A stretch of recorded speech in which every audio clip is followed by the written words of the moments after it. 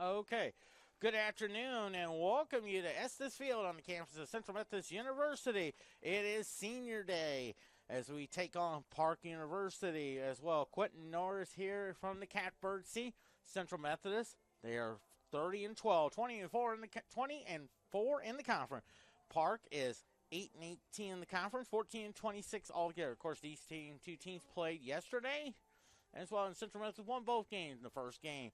They won 16 to nothing thanks to a two-hit performance, a two-hitter by Sebastian Escobar, who went 6 solid innings there as well. And then, of course, Alexander Bill pitched the 7th inning to complete the shutout there. And, of course, Central Methodist won the second game 4-3. Of course, Central Methodist led 1-0 after one inning. Then Park added 3 in the third. Then Central Methodist added a run in the third inning that led 3-2 going into the 7th inning. And then with nobody out, they had the bases loaded. Tanner Sears lined a single at the middle. That tied the game. And then Tommy Giarola lined a base hit in the left center field to score the winning run. And that 4-3 victory as well. Of course, as the season winds down as well. Of course, upcoming events here at Central Methodist, of course, softball. They're at Park University taking on Park, a 1 o'clock doubleheader. Of course, Central Methodist softball, they won a couple of games yesterday. Defeated Peru State 9-0 thanks to a no-hitter by Jordan Ball from Fayette, Missouri. That's her third no-hitter of the year. And she could make history as well. If she could throw a no-hitter, she would be the fourth. And that will set the school record. She's already tied the school record for career no-hitters. Ashley Wills has 3 of them. The last one came in 2000. 2 of them came in 2019 in a 2-day span there as well. So she could surpass Ashley Wills if she can accomplish one of those in a span of 4 games. As well, and of course, the conference tournament as well. So there's a good chance that she may set the school record as well. And then Central Methodist softball won the second game 6-1 as well. So Central Methodist softball, they're 28-8. They're 15-3 in the conference there as well. They'll have a doubleheader there. And then softball, hopefully they'll play on Wednesday at Mount Mercy. That's a 3 o'clock start time, 5 p.m. for game number 2 there as well. And then 4 big games there as well.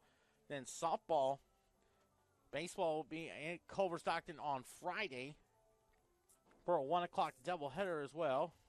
And then softball will be at Culver for a 1 o'clock doubleheader as well. And then Saturday, baseball, they'll be at Culver Stockton to complete the 4-game series for a 1 o'clock doubleheader. Then softball, they'll be at home this coming Saturday taking on Benedictine. It's also senior day as well, and I think they may honor the seniors in between games of the doubleheader. But we'll have to wait and see what either Pat Reardon or maybe Taryn White may give me some information there as well. And usually they'll probably have something for the seniors. I think for the softball parents, I think they will probably have something for the seniors as well, but I'm sure Taryn will let me know this week.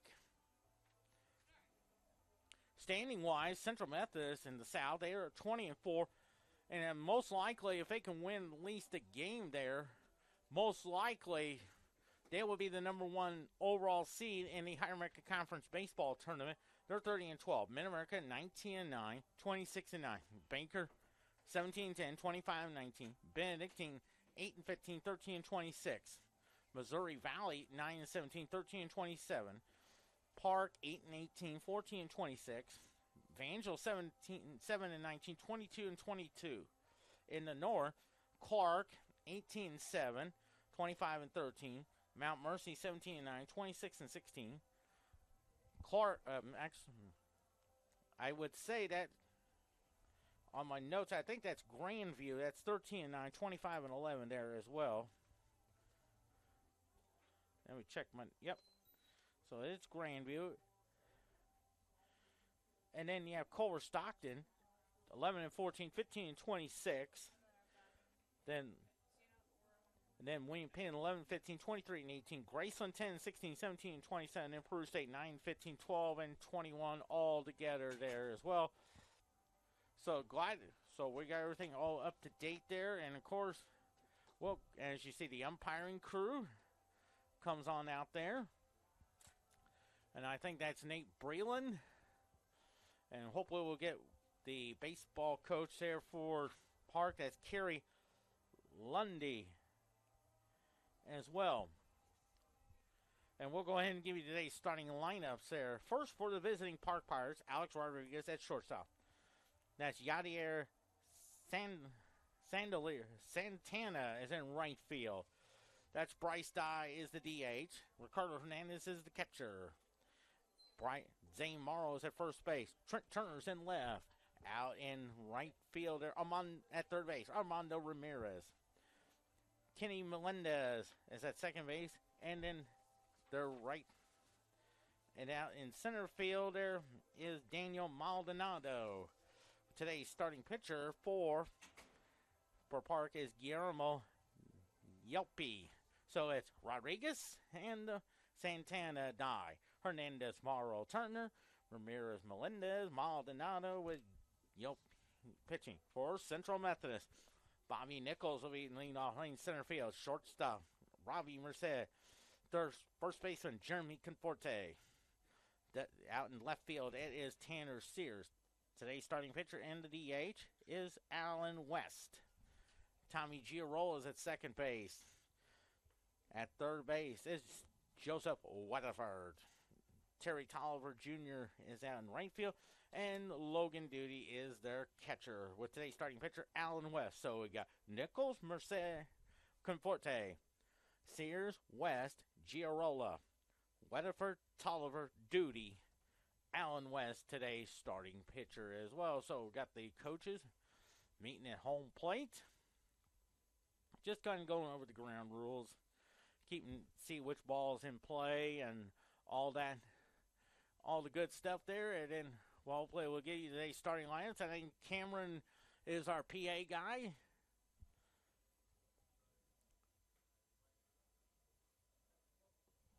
And there's the umpiring crew. We'll have the lineups, national anthem, and, of course, the prayer. Of course, we got a big sports event going on there. Of course, you got NBA playoffs, the Cleveland Cavaliers and the New York Knicks. Knicks lead that series 2-1. Also, softball is going on there, doubleheader there. At 2:30, you got Sacramento and Golden State.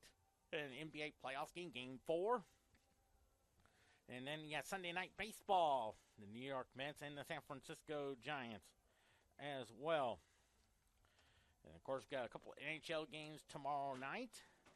And they're all game 4s. Of course, the New York Rangers and the New Jersey Devils from Madison Square Garden. Of course, last night, the New Jersey came back, won game 4, 2-1 in overtime to trim the lead to 2-1. And, of course, the 8:30, the Vegas Golden Knights and the Winnipeg Jets go ahead. Of course, Vegas won that one 5-4 in double overtime there. And I remember catching the tail end of it. I think I was watching at Truman's Bar and Grill in Columbia. They were catching the tail end of that. And I think they were talking about it on TBS as they were getting ready for the Tampa Bay Toronto series as well. Should be a fun Stanley Cup playoff as well. So we're about ready to get started. Right now we're waiting for the PA guy. See, the umpire's still talking. Of course, after the second game of the doubleheader, they will honor the seniors.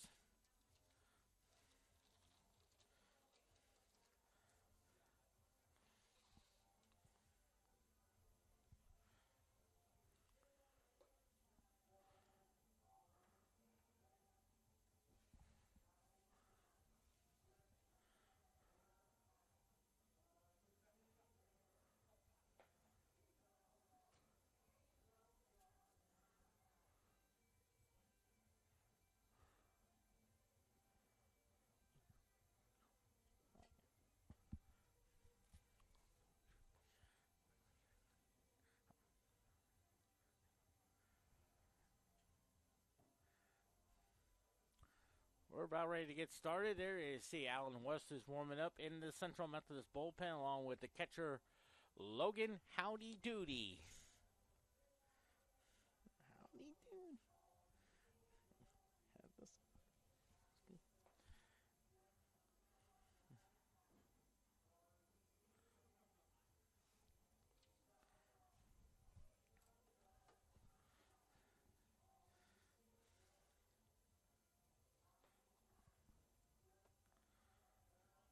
So we're about ready to get started. I think it's 12:55, and I think we should be getting started there. I think we should be ready to go. As Alan West is getting his last warm-up tosses in there. And you may know this, 3 weeks ago today, Alan West threw a no-hitter at Central Methodist. Of course, yesterday Jordan Ball did it. Could we see it today? As Vin Scully say, we'll know about it in a few hours.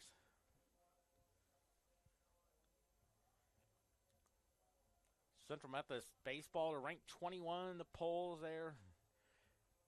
And, of course, heading toward the postseason. Now will start a week from Thursday down in Ozark, Missouri. And I believe this would be the last year they will have the baseball tournament in Ozark. Because, as you know, Evangel is leaving the conference, so there's a possibility that the 2024 Hard American Conference baseball tournament may be played at another neutral site. I know the other previous ones has been in Joplin. It's been in Joplin, Missouri. But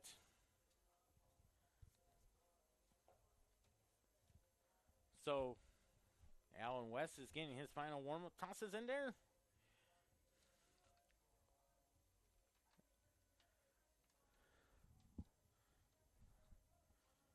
So we're about ready to get started. So it looks like Rob Ehlers has got the official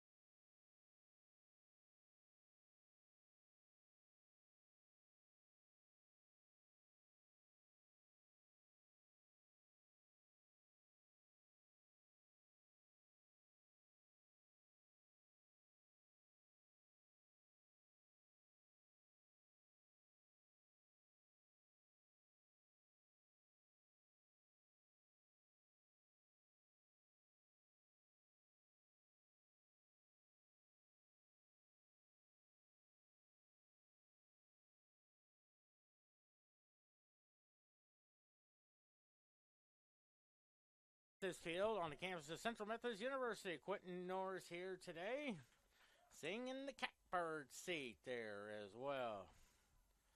As Central Methodist takes on Park University on senior weekend there as well. And we'll go ahead and set the defense for you, sponsored by Dairy Queen. Tanner Sears out in left field. Out in center field, Bobby Nichols, Terry Tolliver Jr. is in right field. Out at third base, it is Joseph Weatherford. Shortstop, Robbie Merced. Second baseman, Tommy Giarola. First baseman, Jeremy Conforte. Behind the plate is Logan Duty, and there's Alan West. 8-1 with a 2.42 ERA, 18 walks, 12 walks, and 87 strikeouts. I know his family is here today, making the flight from Louisville to Columbia, and then they took a 30-minute drive to Fayette. Of course, got to meet them yesterday as well. We're about ready to get started as Alex Rodriguez will lead off, followed by Yadiel Santana, Bryce Dye, DH, Ricardo Hernandez, Zane Morrow, Trent Turner, Avando Ramirez, Daniel Melendez, and Daniel Maldonado, as well as Alan West gets his final warm-up tosses there. Just a little past 1 o'clock there. Of course, met his mom. Had a great visit with his mom and dad. And also his grandparents are also here as well.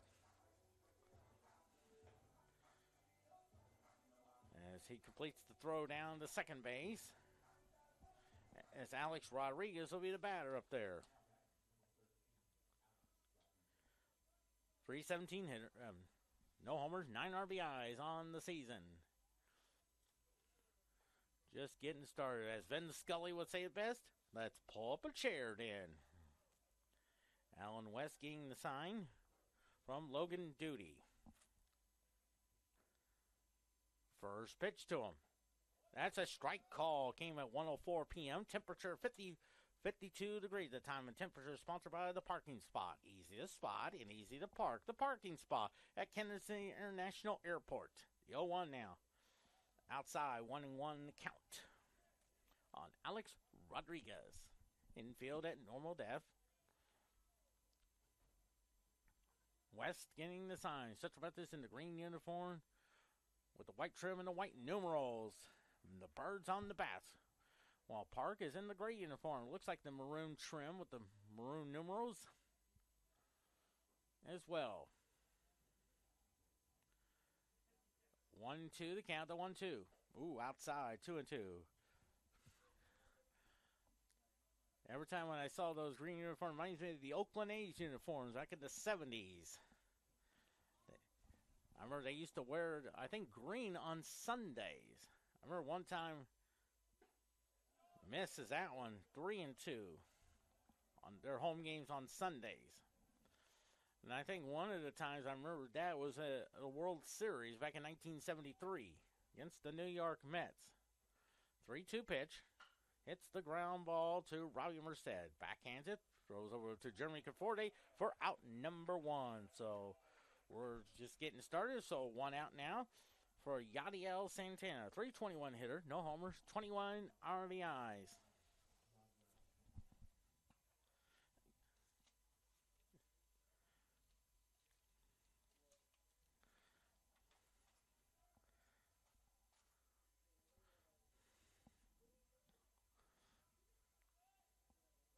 First pitch to Santana. There's a strike call, 0-1 the count.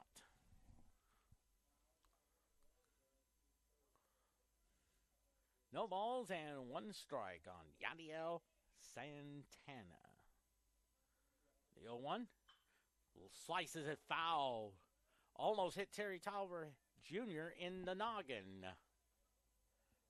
And you see fans are starting to file in to Estes Field. Of course, it's a beautiful day. Of course, the best part is we have some Dodger blue skies overlooking Estes Field.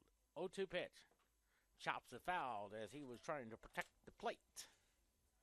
And the count is 0-2 on Yadiel Santana.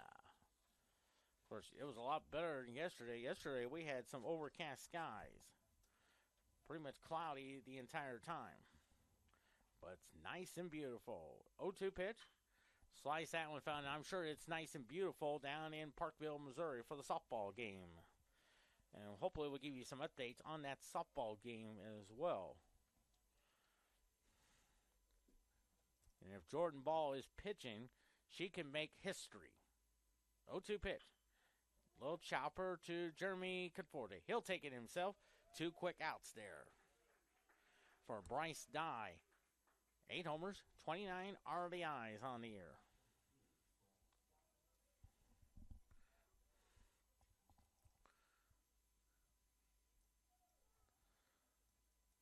Of course, that no-hitter was also the 17th career no-hitter for me. I'm about 8 away from tying Vin Scully. In the pitch, swings and misses, strike 1. Vin Scully, I think, has broadcast 25 no-hitters either on television or on radio.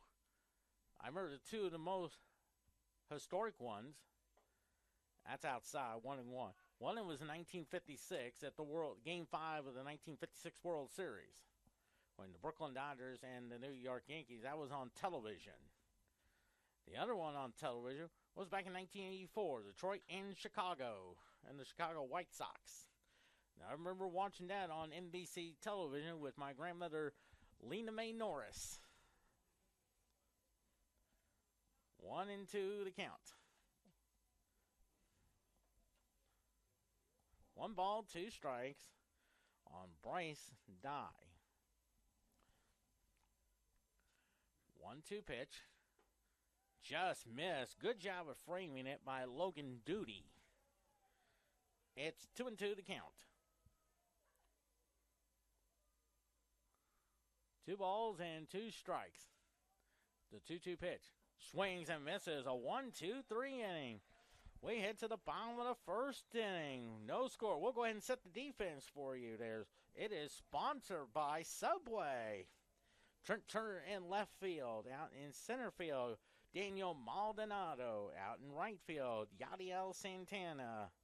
At third base, Armando Ramirez. Shortstop, Alex Rodriguez. Second baseman, Kenneth Melendez. First baseman, Zane Morrow. Today's starting at behind the plate, Ricardo Hernandez. And today's starting pitcher is number 3, Guillermo Yelpi from Puerto Rico. Yelpi is 2-0 with a 5.26 ERA, 15 walks, and 42 strikeouts there. Of course, to give you the starting lineups for Central Methodist, that's Bobby Nichols out in center field, Robbie Merced at shortstop, Jeremy Conforti as at first base, Tanner Sears in left. Alan West is the today's starting pitcher and the DH. Tommy Giarola had the game-winning hit in the bottom of the 7th inning at second base. Joseph Weatherthird at third base. Terry Tolliver Jr. out in right field. And that is Logan Howdy Doody behind the plate.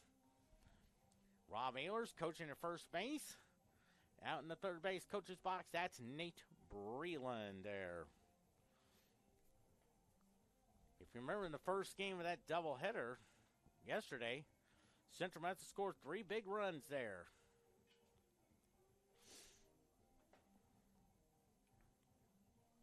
Got off to a great start that led to the 16-0 victory. They added 4 more in the second, then 5 more in the third, 5 more in the fourth, and then 4 more in the 5th inning. Throws it down there, and here's Bobby Nichols, the batter. No homers, 15 RBIs from Detroit, Michigan. Would it be something I like to see if maybe Bobby Nichols could challenge either Chet Lemon or Ron LaFleur in a 40-yard dash? Because I remember those two were good center fielders for the Detroit Tigers. First pitch to him. Fouls it off. Strike 1. Almost hit Nate Breland at the third base coach's box. Of course, they were home to the Detroit Tigers. I remember they had a pitcher back in 1976 named Mark the Bird Fidrich, who always talked to the baseball. The 0-1 now. Strike 0-2 the count.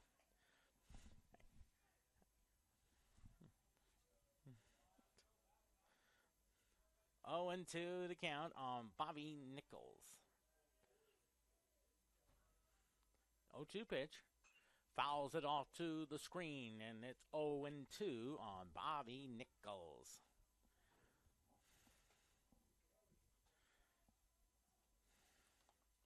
Oh and 2 the count.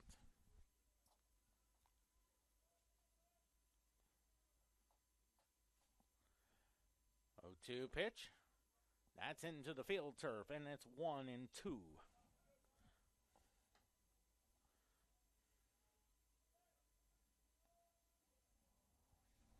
One ball, two strikes. 1-2 the count. Quentin Norris here from the catbird seat at Estes Field. 1-2 pitch. That's a little bit inside. I don't think he went. 2-2 the count. Set by Nestor Shylock. Behind the plate is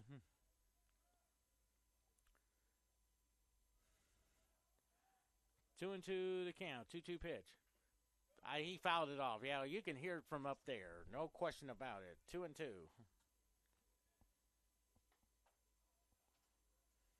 As Durwood Merrill is behind the plate.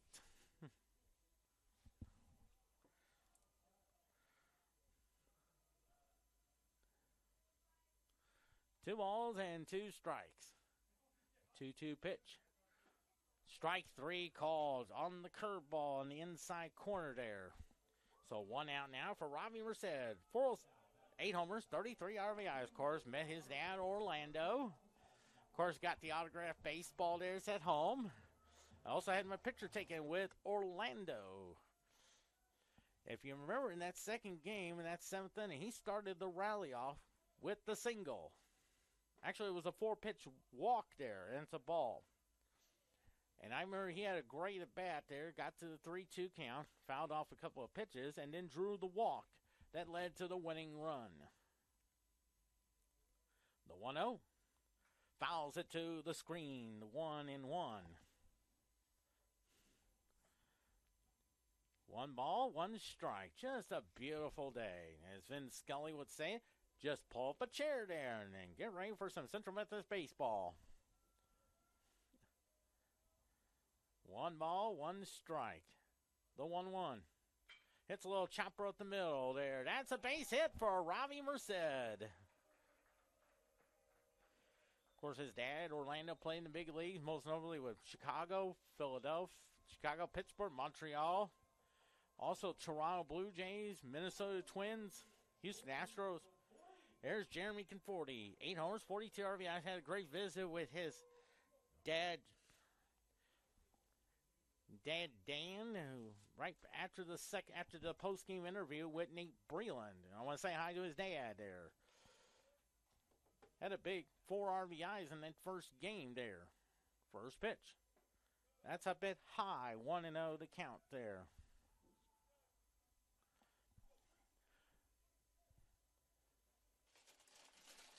One ball, no strikes.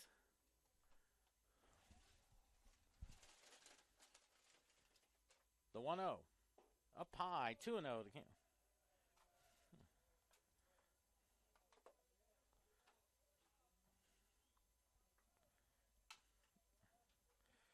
Two balls and no strikes. Robbie Merced at first with a 1-out hit. 2-0 pitch. Swings and misses. 2-1 now on Jeremy Conforti. 2-1 the count there.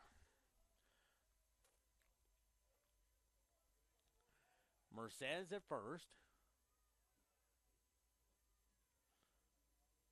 The 2-1. Inside, 2-2. Actually, 3-1 the count there. 3-1 now on Jeremy Conforti. You wonder if he has the green light from the third base coach, Nate Breland.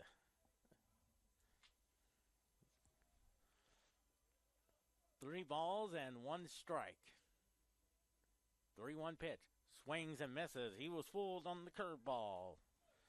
So full count, 3-2. Tanner Sears on deck.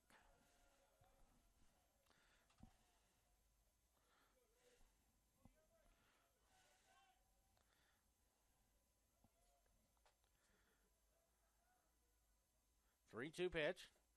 Strike three call on the inside corner. He was fooled there. Looked like it was going to be ball four, but but Durwood Merrill said that's strike three. So 2 outs now for Tanner Sears. 11 homers, 50 RBI.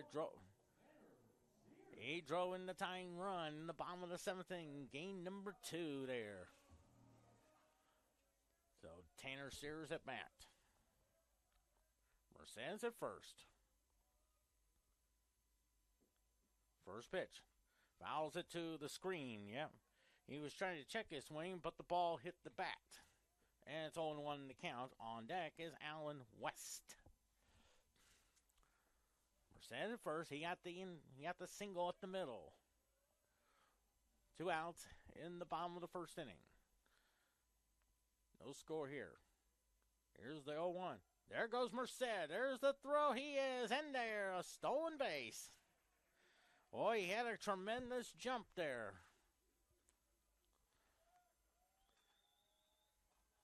And the count, I believe, is 1-1. I think, let's see what Durwood Merrill says. Along with Nestor Shylock. 1 ball, 1 strike. Alan West is on deck. A base hit can give Central Methodist that 1-0 lead there. The one swings and misses. 1-2.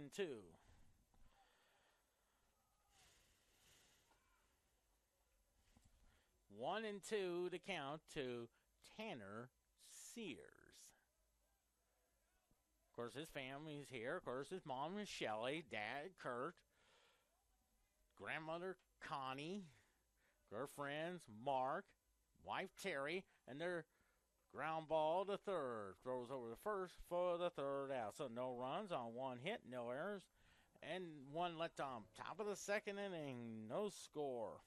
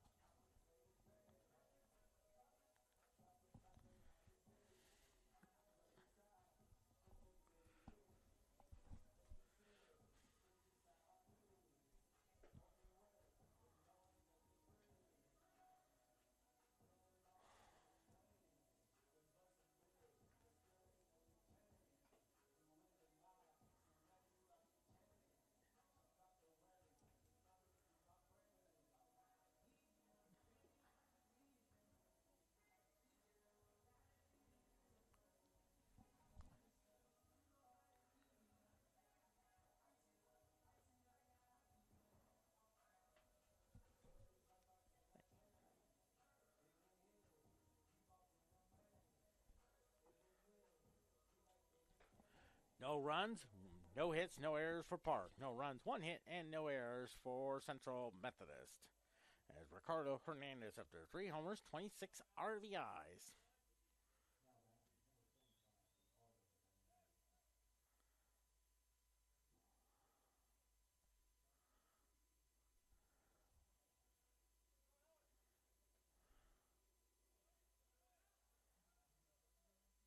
First pitch to him.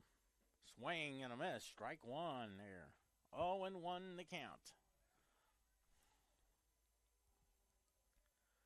No balls and 1 strike on Ricardo Hernandez. The 0-1 now. Strike 2. 0-2. No balls and 2 strikes. 0-2 the count. Here comes the 0-2. Misses that one. 1-2 on Ricardo Hernandez. 1 ball, 2 strikes. 1-2 pitch. 2-2. 2-2 the count. Two balls and two strikes. 2-2 pitch. Hits the ground ball to Jeremy Conforte. He'll underhand the throw to Allen West for out number 1. So 1 down now for Zane Morrow. 6 homers, 30 RBIs.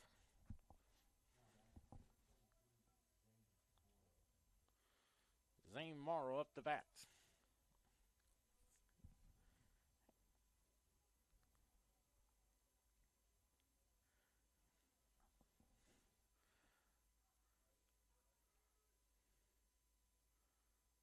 First pitch to Zane Morrow. That's inside, ball 1. 1-0 the count. Allen West just needs to talk to the baseball. The 1-0 pitch. Nice outside corners. Good job of framing it by Logan Duty. 1-1 the count. 1-1 the count. The 1-1. Fouls it off. 1-2.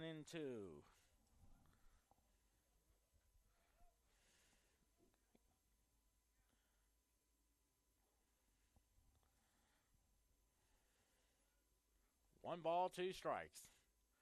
1-2 pitch. Cue shot. Nice job by Robbie Merced. Stays with it. Throws to Jeremy Conforte for out number 2. So 2 quick outs now for Trent Turner. 2 homers, 22 RBIs on the year.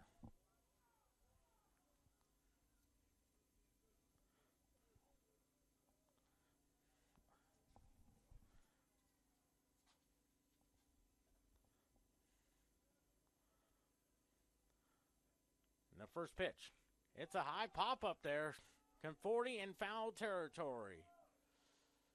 Makes the catch. A 1-2-3 inning. We head to the bottom of the second inning. No score here on CMUEagles.com.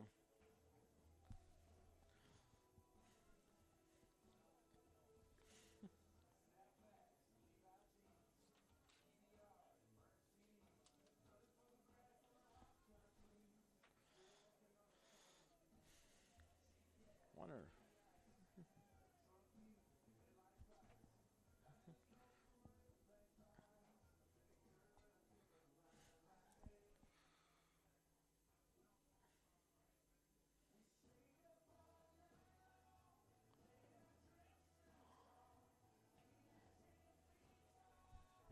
Okay.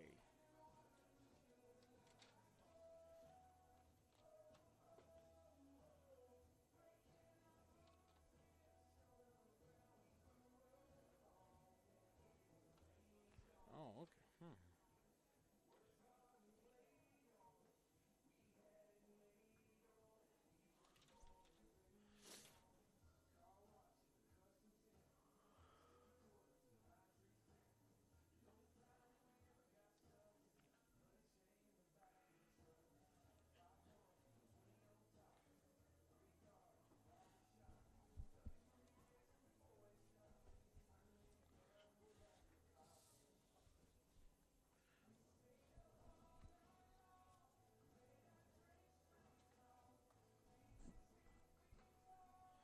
No runs, 1 hit, no errors for Central Methodist. No runs, no hits, no errors for Park. As Allen West up there.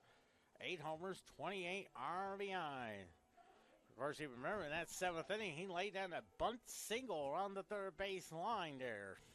And I would tell you, Pete Rose would have been proud of that. Because he was a master of that. Laying down, getting a bunt hit there.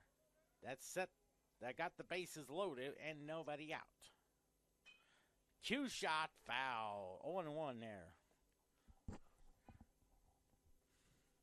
0-1 the count on Allen West. Of course, met his family right before the game, and they were there yesterday as well.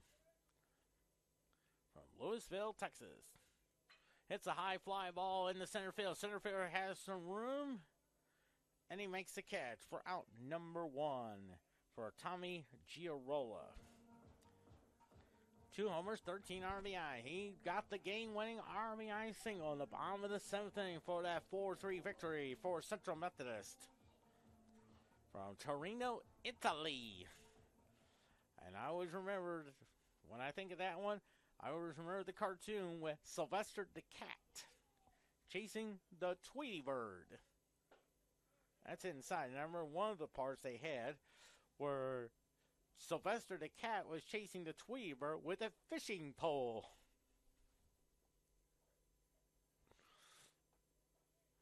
1-0 the count.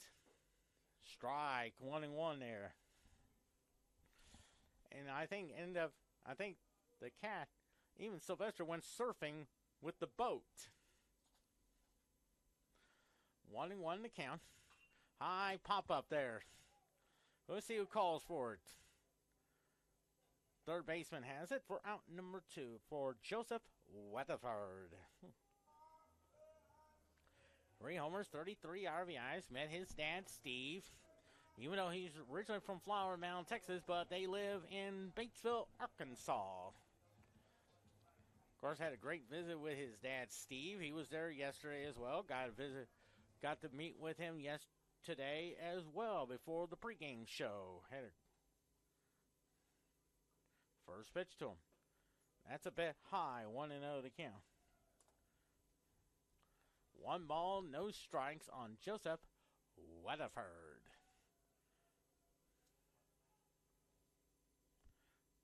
1-0 to count, the 1-0 pitch. Ball 2, 2-0 to count.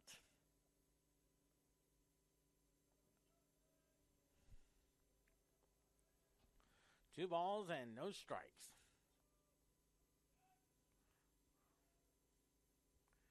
2-0 pitch. Slice that one foul. 2-1.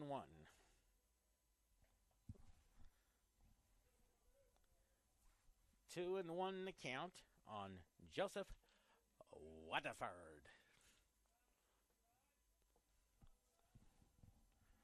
2-1 the count. 2-1 pitch. That's a bit high. 3-1.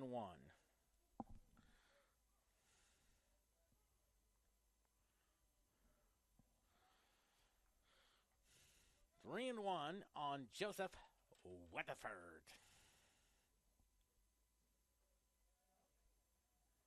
3-1 pitch. Slice that one foul. Still 3-2.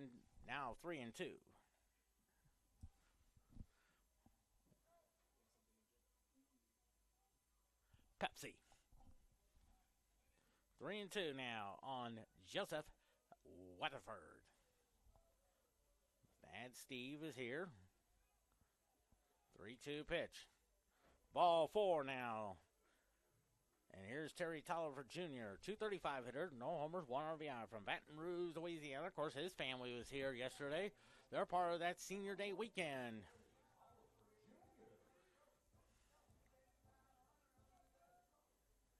Of course, mostly been used as a courtesy runner throughout the entire 2023 season. Weatherford's at first with the 2-out walk. First pitch. Slice that one foul. 0-1. On deck is Logan Howdy Doody.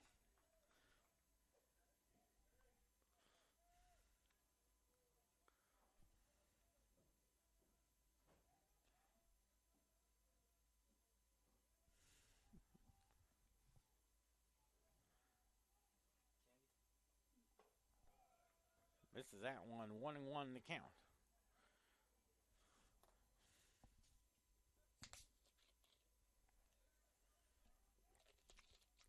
1-1 to count on Terry Tolliver Jr. 1-1 pitch. 2-1 to count. I think Terry Tolliver Jr.'s mom was telling me the temperature around Baton Rouge yesterday was around 80 degrees. 2-1 to count.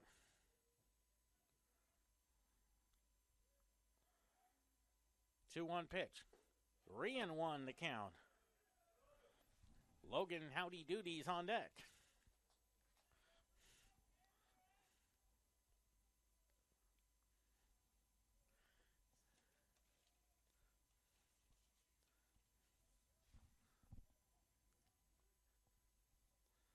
3-1 the count. 3-1 pitch. 3-2 now. 3-2 the count on Terry Tolliver Jr. You wonder if Joseph Weatherford might get a running start. 3-2 the count. 3-2 pitch. Ball 4 now. So back-to-back walks there for Logan. Howdy doody. 1 homer, 15 RBIs from Slidell, Louisiana. Of course, got to meet his dad, Marty. And I'm sure Marty is here today. I want to say hi to Marty. Marty, if you're here, I want to say hi to you, buddy. Marty Doody.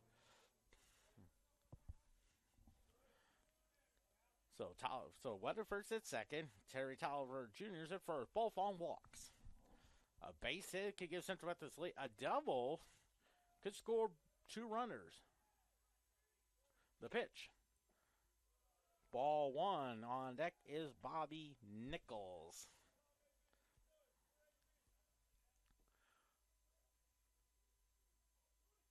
First and second. No score here. Central Methodist trying to go for win number 31. 21-4, and most likely could clutch the number 1 seed in the conference tournament. Oh, that hit him. And now the bases are loaded. Full of Eagles. Here's Bobby Nichols. He struck out his first time up. And the courtesy runner is Caden Doan from Frisco, Texas.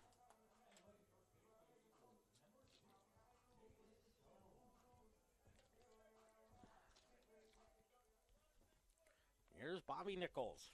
He struck out his first time up.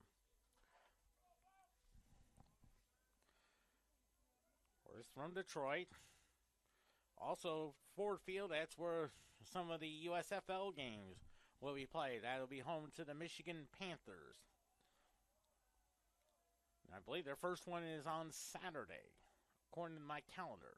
The first pitch fouls it off, strike 1. To my calendar. 0-1 to count.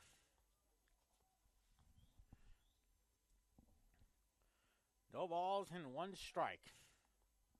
To Bobby Nichols. His dad is Mike, who I want to say hi to. 0-1 now. Ball 1, 1-1 to count. On deck is Robbie Merced. Bases loaded, full of Eagles. Weatherford at third with the walk. Tolliver Jr. second. He also drew a walk. Caton doing the courtesy runner for Logan Doody, who was hit by a pitch. 1-1 to count. The 1-1. There's a base hit there. Weatherford will score. Tolliver Jr. is being waved around. He slides in there with a 2 RBI single. And a 2-0 lead for Central Methodist. And for Bobby Nichols, that's RBI number 17 there.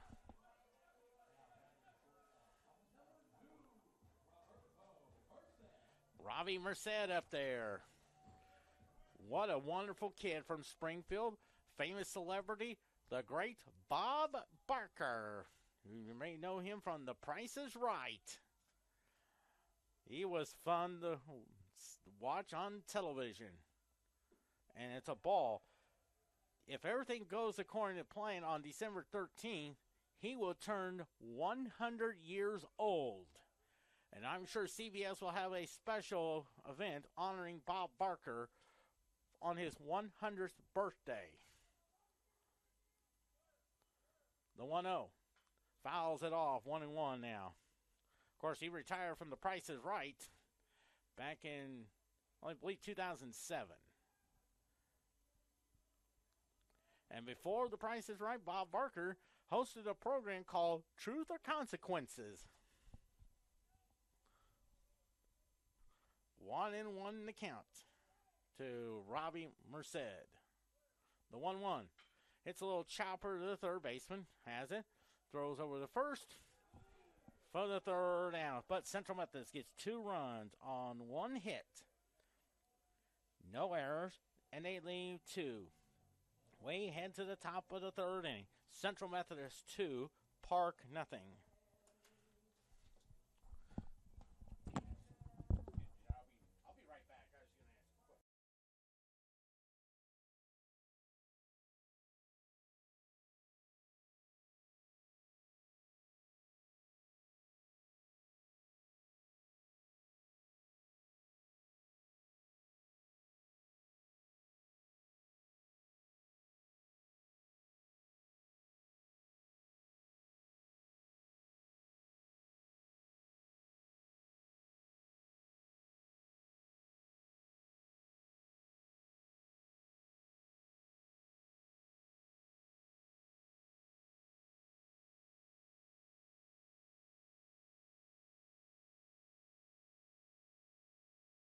The softball leads it 4-0. Jordan Ball is pitching. And if everything goes according to plan, she would set the school record for no-hitters.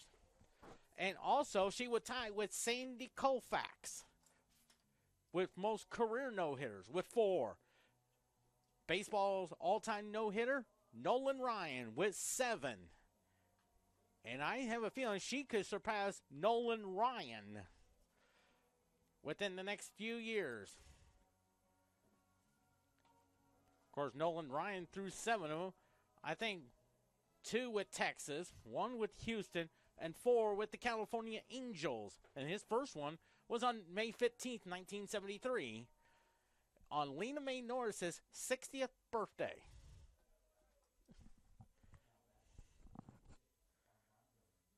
No runs, 2 hits, no errors for Central Methodist. No runs, no hits, no errors for Park. As Armando Ramirez up there, 229 hitter, a homer and 10 RBIs.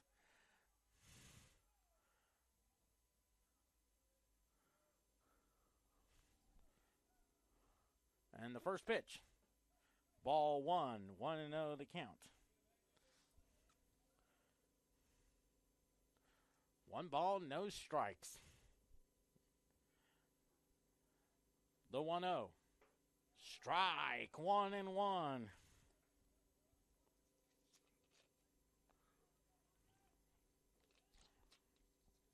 1-1 the count. The 1-1. Strike 2, 1-2 now.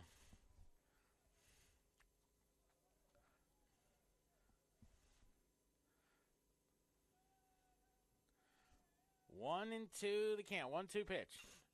It's a ground ball just underneath the glove of Jeremy Conforte. So a leadoff single there. First hit of the game for Park. And here is Kenneth Melendez. 2 homers, 18 RBIs.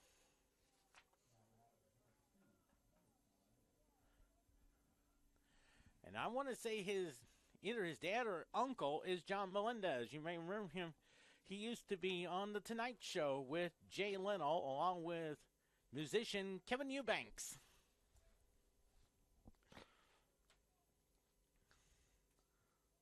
Tries the bunt. They throw over there. Nice job there by Logan Duty. And it's 0-1 the count. That was a quick throw the first. I thought maybe he would do like Benito San Diego used to do for the San Diego Padres. Throw from his knees. Using an umpire as a shield. Nice stop there, 1-1. Or I remember Joe Garagiola used to say that usually one of the plays they have in the book is the old get back play where they throw over to first trying to nail the runner. I think the Dodgers were known to do that back in 1974 when they picked off a run from the Oakland A's named Herb Washington. A fly ball to right. I think Terry Tolliver Jr. is there. Makes the catch for out number 1. There's Daniel Maldonado, 247 hitter, 2 homers, 10 RBI. His dad, I believe, is Candy Maldonado. You may remember him as a big league ball player, most notably with the Dodgers back in 1985. He was the starting left fielder when they played the St. Louis Cardinals in the 1985 National League Championship Series. And one of the most bizarre ones happened right before Game 4. Hits a fly ball in the right field. Tolliver Jr. couldn't get to it. Plays it perfectly and holding him to a double. Boy, he played that wall perfectly. Looked like Park was going to get a run out of it, but Tolliver Jr. stayed with it, made a great throw, holding the runners at second and third now for Alex Rodriguez, who grounded out to Robbie Merced. While Maldonado comes out there. Of course, Candy, if you remember, the most bizarre one was Game 4 when the famous tarp at Busch Stadium that ran over St. Louis Cardinals outfielder Vince Coleman. And I remember the first time I remember that, they were previewing Game 4 of that championship series. hits a little chopper foul, and that was when I remember was watching when the Kansas City Royals were playing the Blue Jays in Game 5 of the ALCS. And then they had Dick Enberg doing a live report from St. Louis. And they showed a scene of, they were talking about they were previewing Game 4 that evening. 0-1 the count. Lines a shot. Bobby Nichols will have to play it on the bounce. Here's the throw. And now they got, and it's a 2-1 ball game on the single by Alex Rodriguez. Ramirez scores, and for Rodriguez, that's his 10th RBI of the year. Yadiel Santana grounded out to Jeremy Conforte. So 2-1 now. Shades of that third inning, kind of like Game 2 yesterday, when Park scored 3 runs in that third inning. Let's see if Allen West can keep it where it is. Runners at the corners. And the pitch. Hits the ground ball. They'll go. Oh, they got him hung up. Duty chases Maldonado. No. Bang, bang play. Breland thinks that should have been out. Breland wants an explanation with both Nestor Shylock and Durwood Merrill. I have a feeling that's going to be a fielder's choice. According to my scoreboard. Yeah, safe. I have a feeling that's going to be a fielder's choice. I think it's going to be a fielder's choice because they were going home. Bryce Dye, the batter. He struck out his first time up. So Allen West needs to settle down. Talk to the baseball. Point to Logan Duty. Now looks like a little conference action there.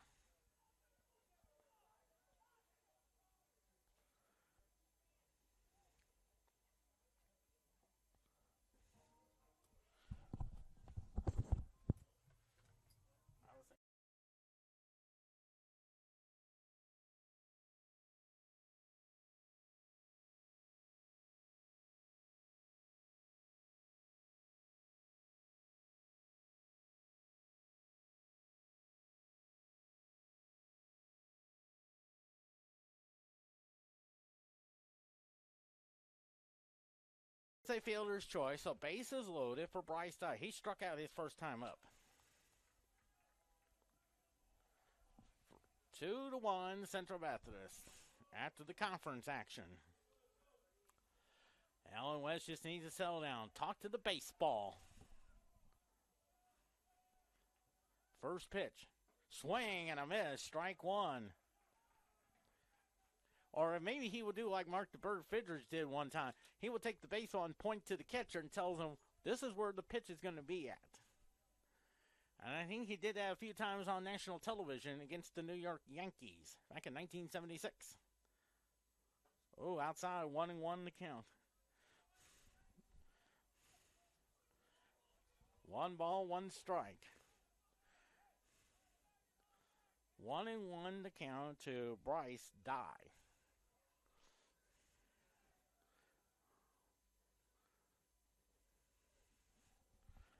One and one to count. The 1-1. 2-1 to count.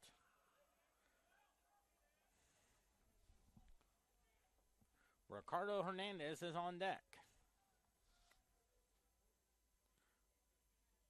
Top of the third inning. 2-1 to count to Bryce Dye. 2-1 pitch. Strike two on the curveball. 2-2.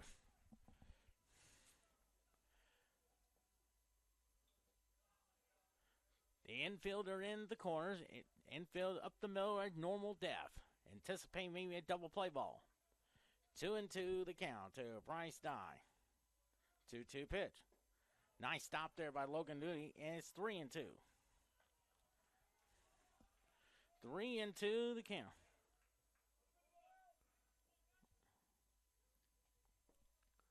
Bases loaded. 2-1 Central Methodist. 3-2 pitch. Fouls it off. 3-2 just to increase the tension. 3-2 the count. 3-2 on Bryce Dye. 3-2 the count. Alan West getting the sign from Logan Duty. 3-2 pitch.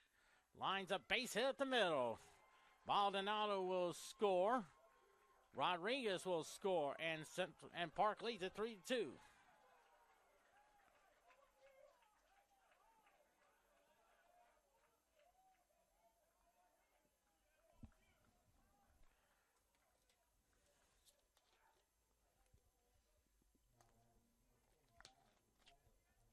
Here's Ricardo Hernandez. He grounded out to Jeremy Conforti, who, of course, threw over to Alan West.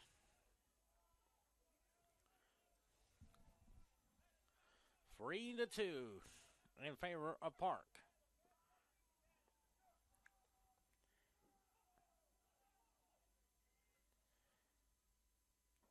Swings and misses. Strike one.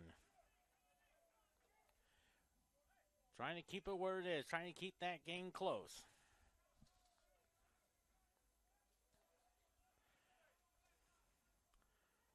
On 1 to count. 0-1 now. Nice pitch on the outside corner. 0-2. And for Bryce Dye, 31 RBIs on the year. 0-2 the count.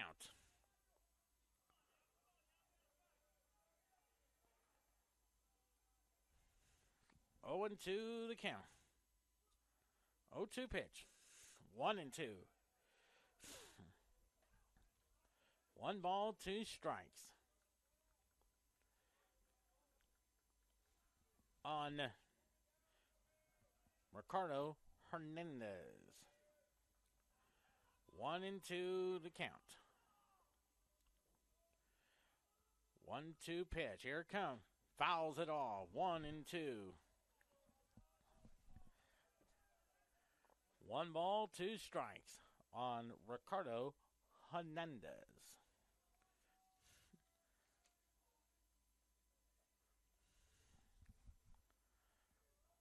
One and two the count.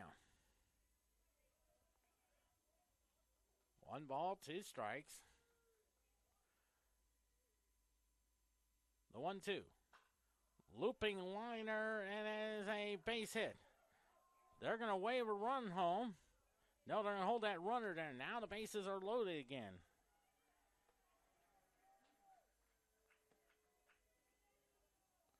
For Zane Morrow, who grounded out to Robbie Merced his first time up. 5 hits this inning here.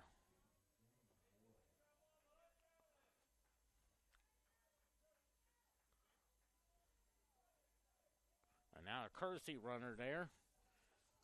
And that is Corey Bradford, the courtesy runner for Ricardo Hernandez.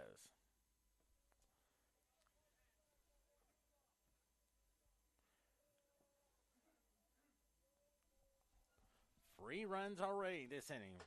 Just like in game number 2 yesterday, Wood Park scored 3 runs. But of course, Central Memphis came back 4-3. First pitch to him. Swing and a miss. Strike 1. 0-1 the count to Zane Morrow.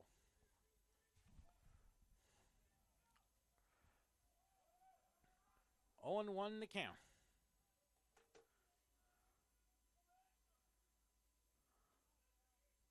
0-1 pitch. Popped it up. That will go foul. Strike 2. 0-2 the count.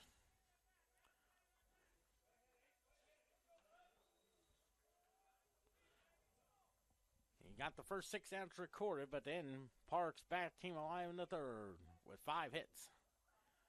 0-2 the count. 0-2 pitch. Misses outside. Good job of framing it by Logan Duty.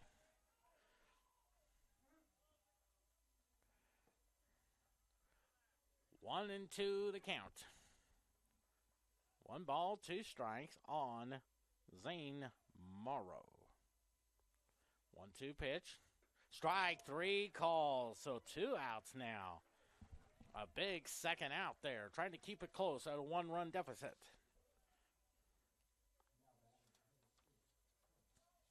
Here's Trent Turner. He popped out to Jeremy Conforte. Infield back at normal depth.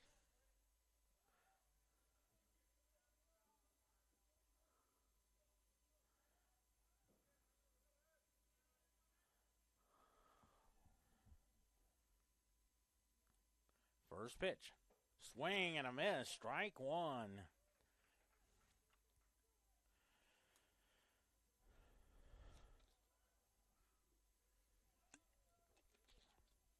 Oh and 1 the count. Top of the third inning, Park leads it 3-2.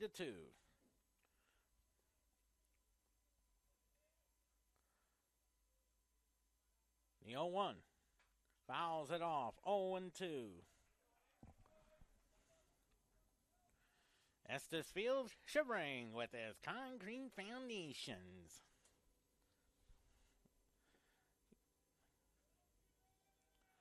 Owen to the count.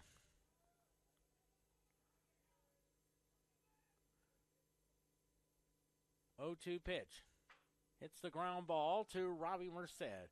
He'll step on second for the third out. So 3 runs on 4 hits. No error.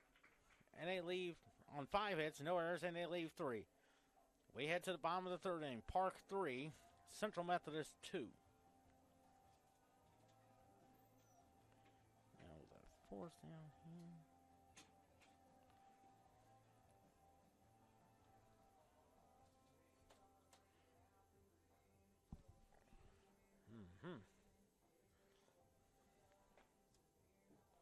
Okay.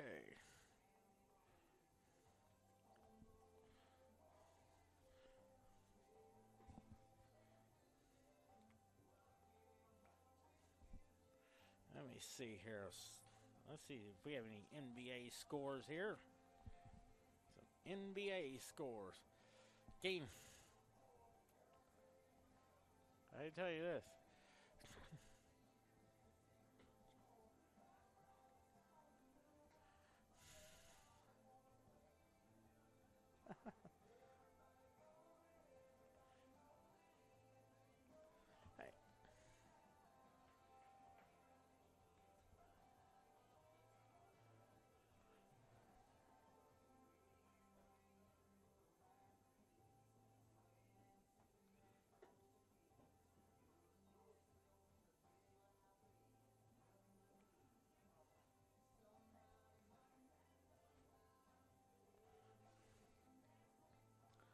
Three runs, 5 hits, no errors for Park. 2 runs, 2 hits, and no errors.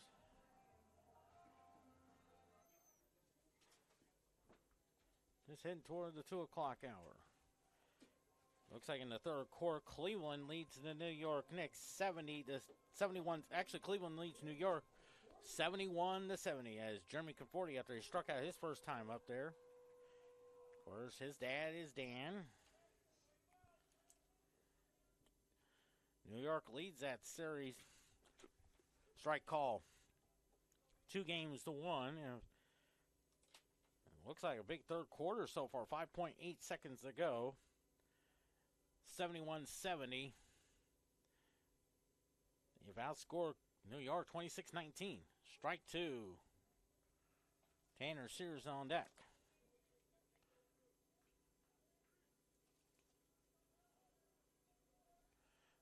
Owen to the count. The 0-2. Strike 3 call, so 1 out now. So at the end of 3 quarters, the New York Knicks lead the Cleveland Cavaliers 73-71. Here's Tanner Sears. Sears grounded out the thirds. New York leads Cleveland 73-71. Heading into the fourth quarter, New York hangs on. They'll be up 3-1 in that series. I believe game 5 of that series. I believe it's Tuesday, but let me check. There's a ground ball to the shortstop. Throws over the first, and there's 2 quick outs.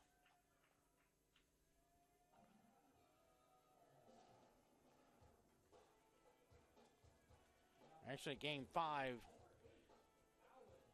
Here's Allen West. Flew out to center field his first time at Allen. Game 5 will be Wednesday night at 6 p.m.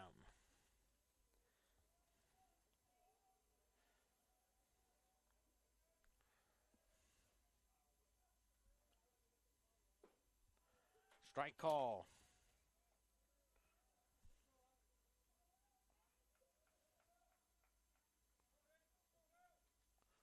Oh, 1 the count on Allen West. The 0-1 now. That's missed. 1-1.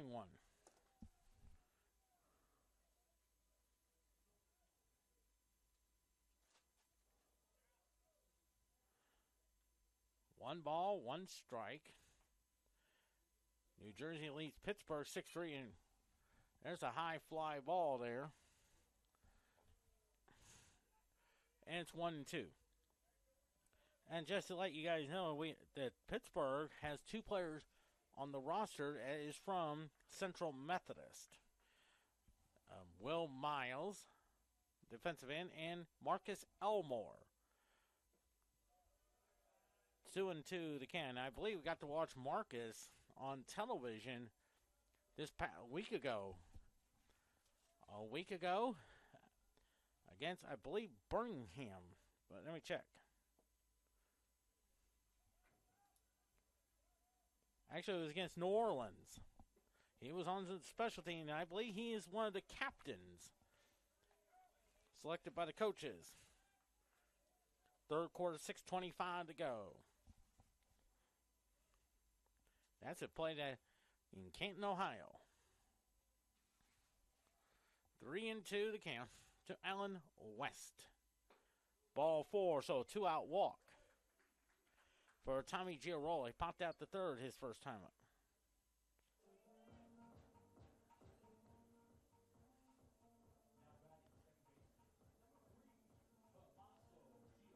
Tommy Giarola popped the third. Central Methodist leading Park 7-0. Looks like in the bottom of the 4th inning. A 1 hit so far allowed by Jordan Ball.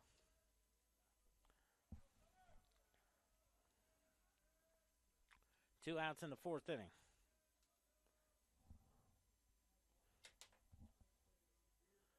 Here's the pitch to Giarola. That's a foul ball. Strike 1.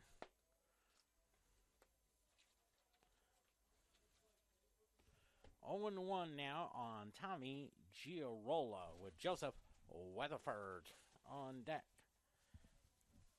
3-2 Park. Central Methodist got 2 in the second. Park answered with 3 in the third.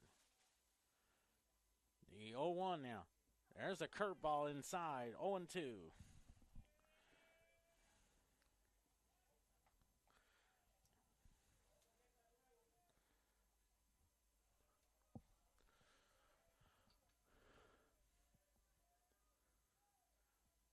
Oh, 0-2. Foul ball. 0-2.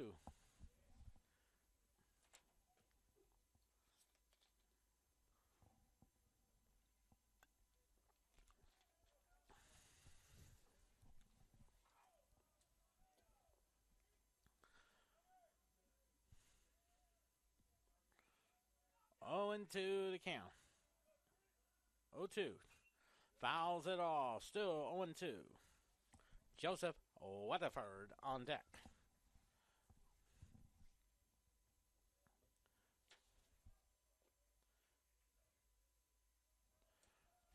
Oh, 2 the count on Tommy Giarola. They throw over there to check on Allen West.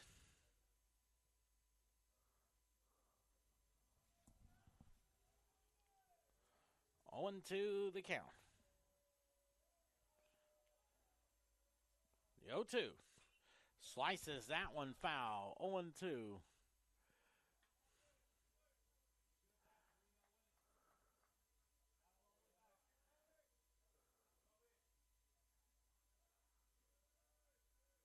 0-2 the count to Allen West.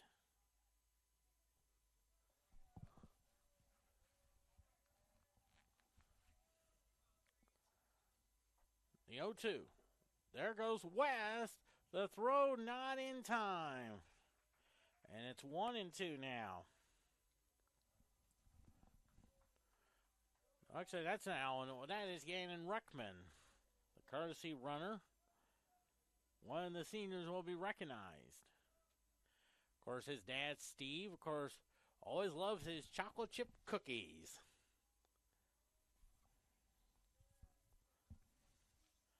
One and two the count.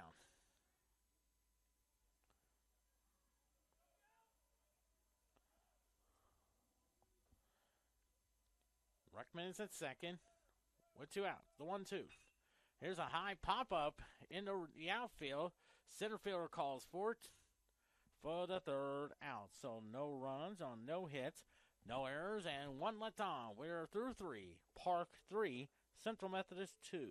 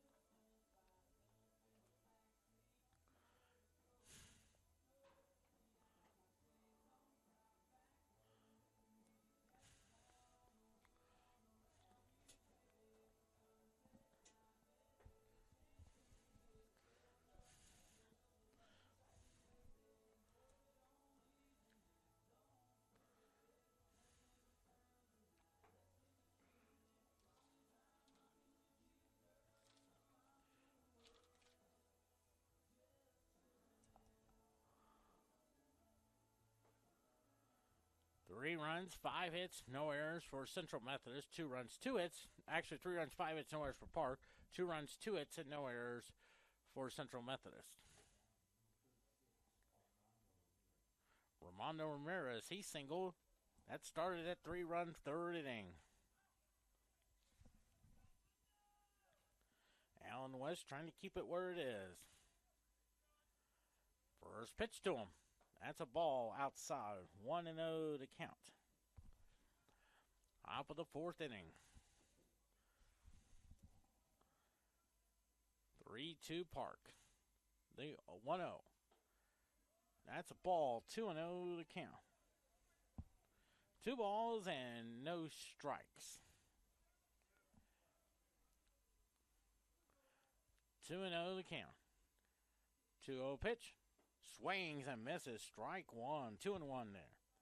Of course, that 3rd inning, they had 5 hits. 1 on the fielder's choice. 9 men to the plate. 2-1 pitch. He did go. No question about it. 2-2. Game 2 foul. Looks like Clayton Burke will get the call there. 2-2 pitch. Fouls it to the screen. 2-2. And then after that's done, they'll honor the seniors. 2-2 the count. 2-2 pitch. Strike 3 call. 1 down now.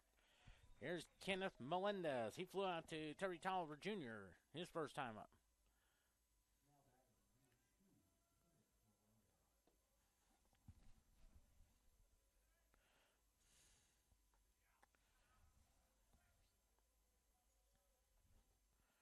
First pitch to him. Ball 1. We look to the bottom of the 4th inning. You got the lower third of the order. Weatherford, Tolliver Jr., and Duty. The 1-0 pitch. Popped it up. Let's see who calls for it. And that is a base hit there on a bloop single. In between second base and into shallow right field. I know a good effort there by Terry Tolliver Jr. Daniel Maldonado doubled his first time up.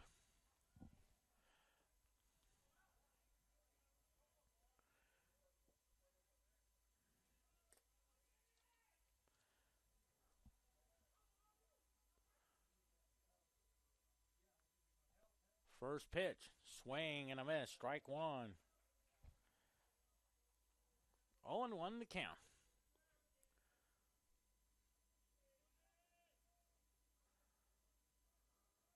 Oh and 1 the count. 0-1 now. Hits a fly ball into left field. That will go foul. Strike two. 0-2 the count.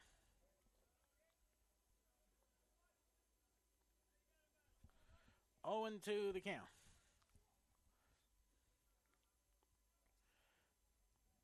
No balls and 2 strikes on Daniel Maldonado. 0-2 pitch. Lines a shot, but right at Terry Tolliver Jr. Makes the catch for out number 2.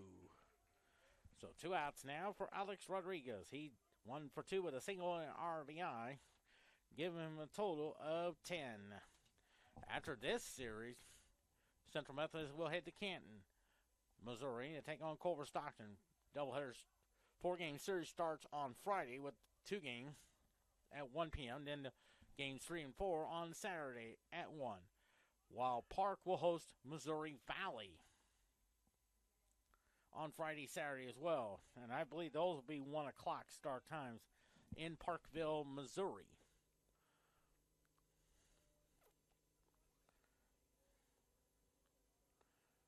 1-0 the count.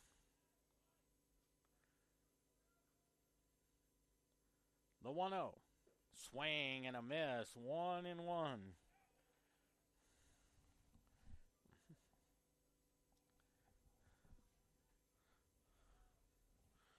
1-1 the count.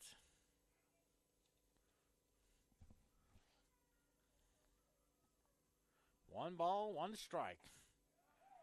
Misses that one. 2-1.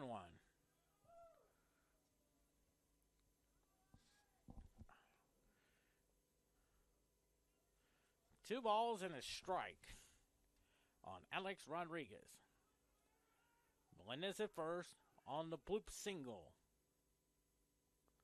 2-1 pitch. Oh, 3-1 now.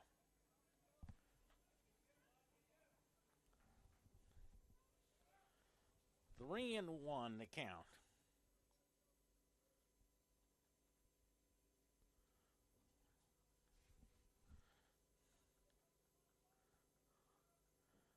Three and one the count. Fouls it off. 3-2. 3-2 the count. 6 hits already for Park. Just 2 for Central Methodist. Central Methodist trying to go for win number 31, but most importantly, 21-4 in the conference.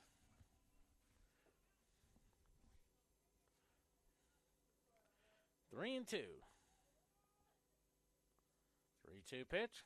Strike 3 call. So no runs on 1 hit.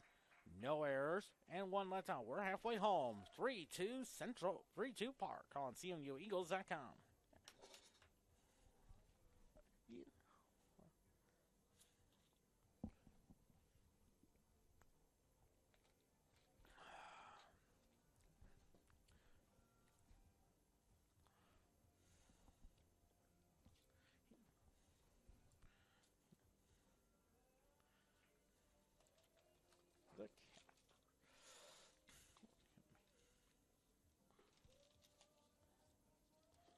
Let's see who plays Tuesday.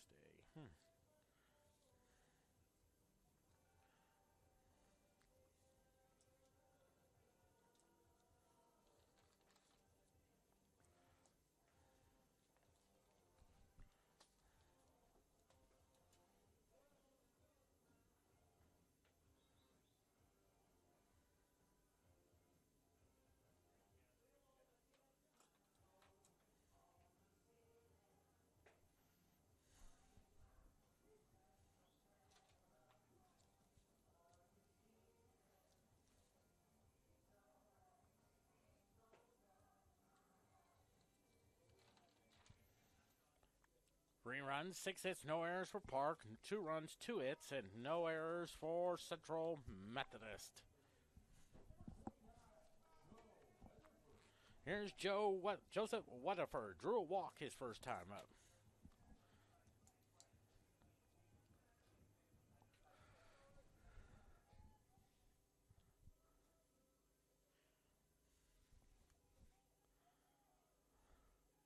First pitch to him. Drew foul ball right past the first base coach's box of Rob Ehlers. Terry Tolliver Jr. to follow, and then Logan Duty.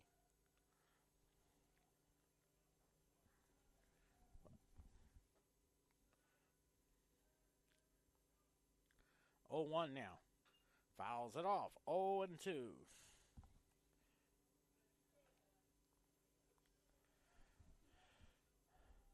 0-2 now.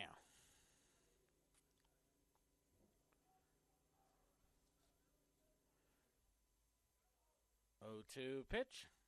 Strike 3 call, so 1 down now. Here's Terry Tolliver Jr. He drew a walk his first time up.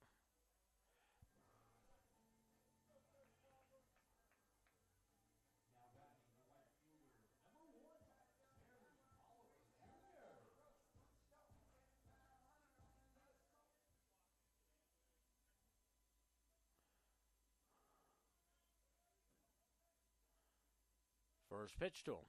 He's a bunt and a foul ball.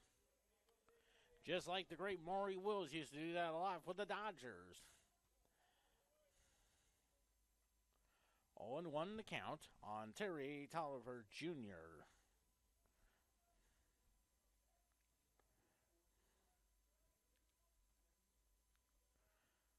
The 0-1 now. Fouls it off. Strike 2. Logan Duty on deck.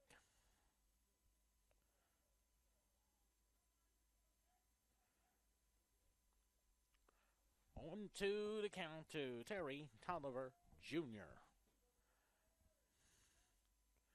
The 0-2.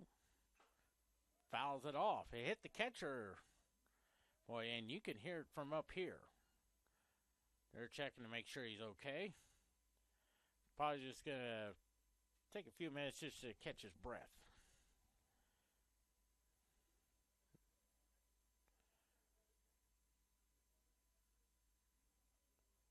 You see the trained staff out there, just making sure he's okay.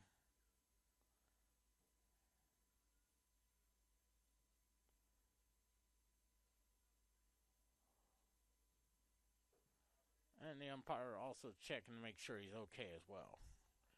And you can really hear that from up here, where I'm at. There was no question about it. It hit the mask. 0-2 the count on Terry Tolliver Jr. That's outside 1-2. Logan Duty on deck. 1-2 now. 1-2 pitch. 2-2.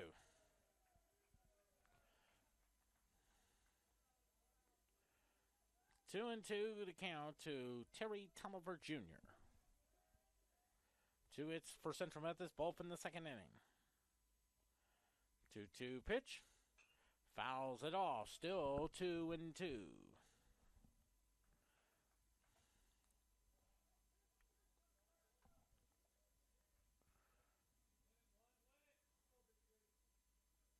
Two and 2 to count to Terry Tolliver Jr. 2-2 pitch. Strike 3 call, so 2 quick outs now for Logan Duty. He was hit by a pitch his first time up.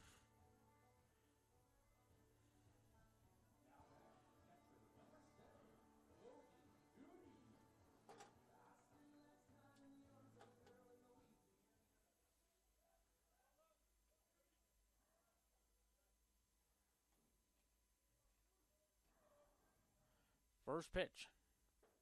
There's a strike call. 0-1 now. 0-1 now to Logan Duty. Logan, howdy doody. Bobby Nichols on deck. The 0-1. Strike 2. 0-2 now.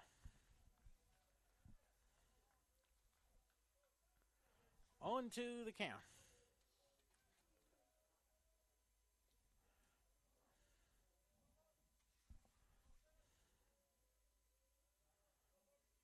Oh, 2 pitch. Ball 1-2. 1 ball, 2 strikes.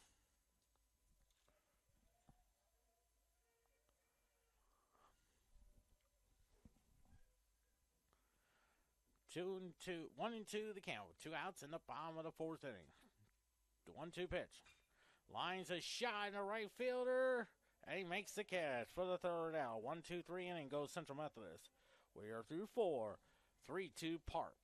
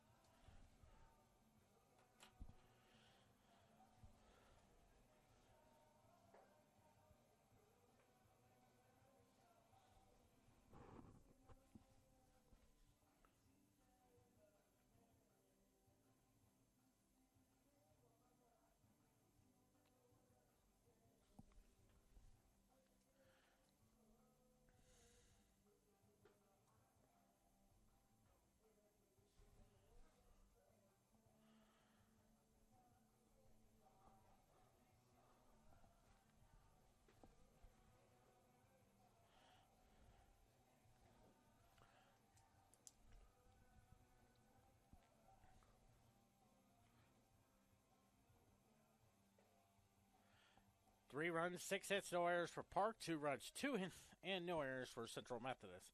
As Yadiel Santana up there 0 for 2. Of course, he was on base on the fielder's choice. Remember when they had the rundown play trying to get Daniel Maldonado? Looked like they had the runner out at 3rd, but the umpiring crew called it safe. And then Park scored 2 more runs after that. Slices that one. That will go foul ball. Strike 1. 0-1 to count.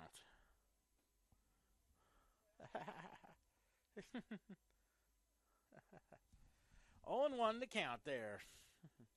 That's Dan Conforti, Jeremy Conforti's dad, just saying hi up there. 0-1. I said 0-1 the count. 0-1 pitch. Fly ball in the center field. I think Bobby Nichols will have it. There's out number 1. Yeah, I know it. Bryce Dye up the bat. As Bryce Dye, 1 for 2 with a single and 2 RBIs. And the pitch. Strike. 0-1 now. 0-1 the count. Of course, he had to come and take a picture of me with Jeremy's dad. 0-1 the count. Strike 2. 0-2 there.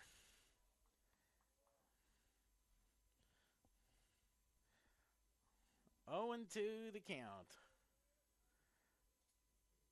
You could say classic. Strike 3 call. Gets the tag for out number 2. 2 quick outs now. I think Allen West is settling it down after a tough 3rd inning, but he is starting to come back strong. Ricardo Hernandez 1 for 2 with a single.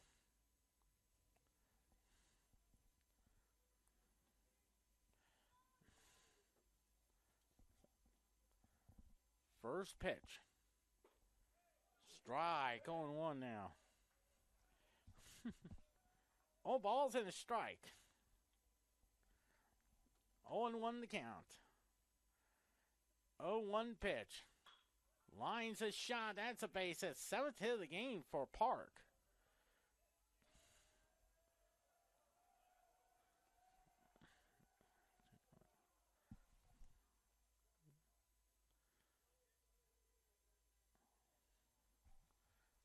And now here's Zane Morrow, 0 for 2.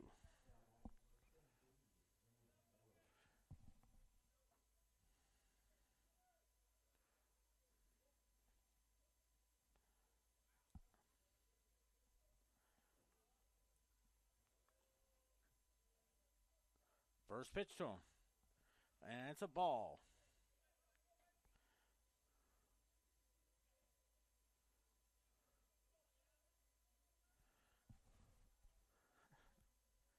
Oh, 1-0 the count. The 1-0. Strike, 1-1. Bottom of the 6th inning. Central Methodist still leading Park 7-0.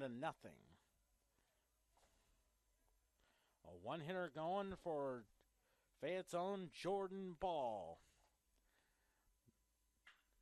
Lines a shot. Tolliver Jr. makes the catch! As Mel Allen would say on This Week in Baseball, how about that? No runs, 1 hit, no errors, and 1 left. We head to the bottom of the 5th inning. Park 3, Central Methodist 2.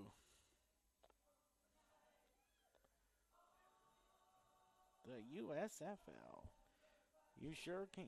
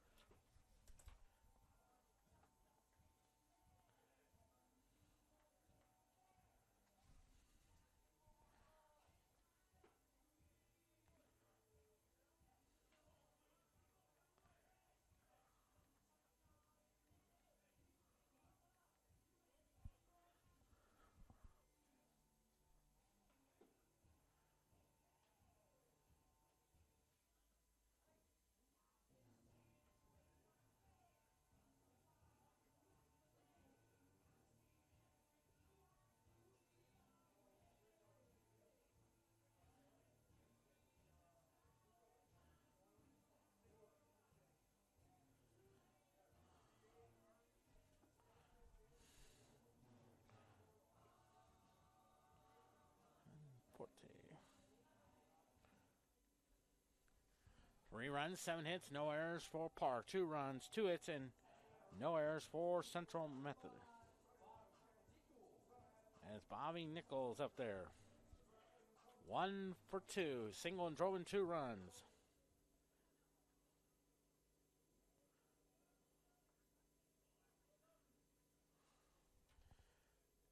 First pitch in the bottom of the 5th inning. And here it comes. And it's a ball.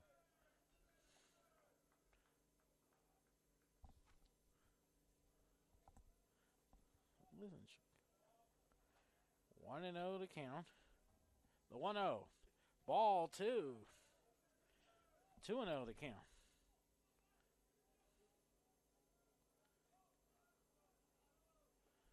2 balls and no strikes. The 2-0. 3-0. 3-0 to count. 3 balls and no strikes. 3-0 pitch. Ball 4, leadoff walk.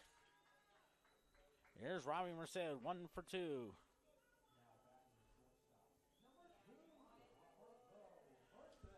Robbie Merced, 1 for 2 with a single.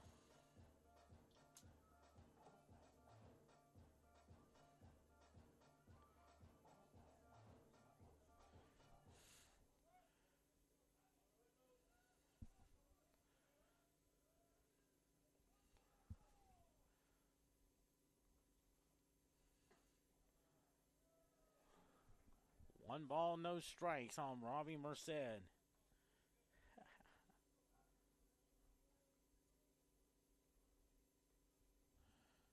1-0 to count. Nichols at first with the walk. The 1-0. Swings and misses. Strike one. 1-1 the count.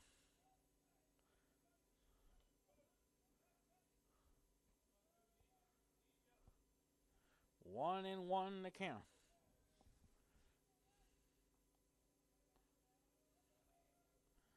1-1 pitch. Little cue shot. They'll go to second for one. The first. Fielder's choice. Good hustle there by Robbie Merced. So one out now. And here's Jeremy Conforte. Of course, his dad just came by here just a few minutes ago. Got the picture taken.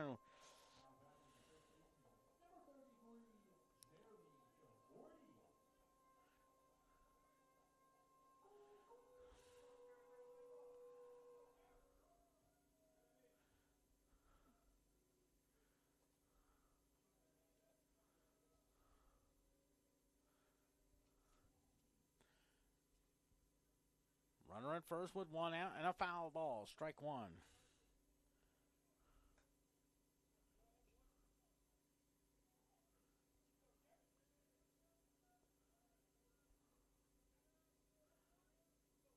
One and one. 0-1 the count.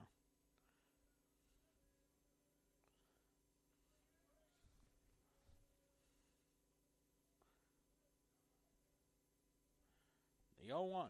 Fouls it off. 0-2.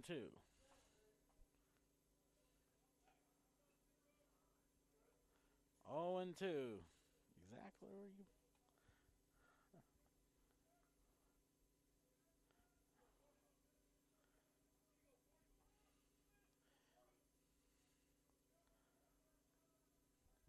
Oh and 2 the count. 0-2. Fouls it off. 0-2.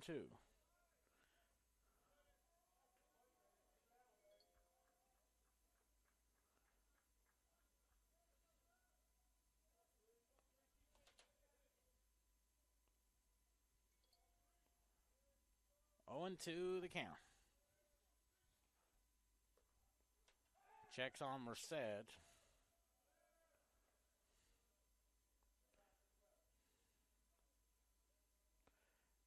New York leads Cleveland 97-87 in the fourth quarter. About 25 seconds.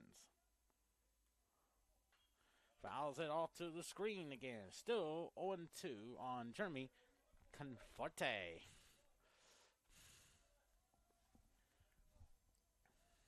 0-2. 0-2. Merced at first. He was there with the fielder's choice after Bobby Nichols' walk. There's a ground ball up the middle. Knocks it down. Good hustle there by Merced. I have a feeling that's an infield hit. It is an infield hit. And here's Tanner Sears. 0 for 2 with 2 groundouts.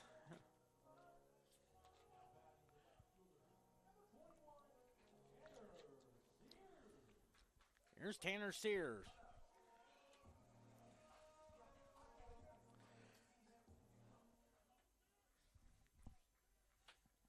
Of course, as you talk about this family, of course, you had Tori, then you had the Dunn family, Mark, wife Terry, their daughter Kirsten, who's from Chillicothe. Kirsten will be playing softball at Central Methodist next year. There goes the runner, and stealing third is Robbie Merced. And it's 0-1 to count. So runners at the corners, you wonder, could they do like what Tim McCarver did back in 1964? That is steal home in a World Series. He was the last one to do that in a World Series game against the Yankees in game number 7 at Busch Stadium. 0-1 to count. Just need to put it in play. There's a ground ball. There's a base hit there. Merced scores. Ties at 3. They're going to wave Conforti. There is no throw. 4-3. Central Methodist on the double by Tanner Sears. That's 52 on the year. Central Methodist leads at 4-3.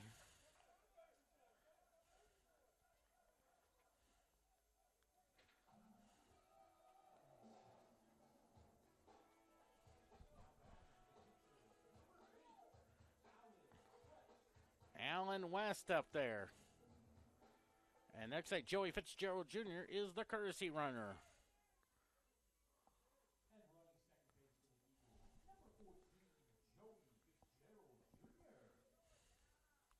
52 RBIs for Tanner Sears.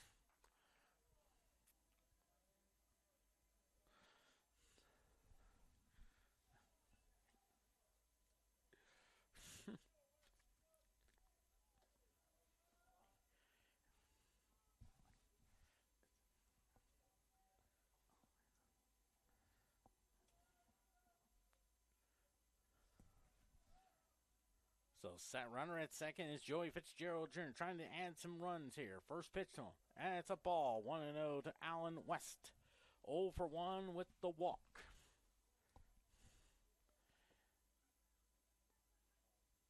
Joey Fitzgerald Jr., the courtesy runner for Tanner Sears.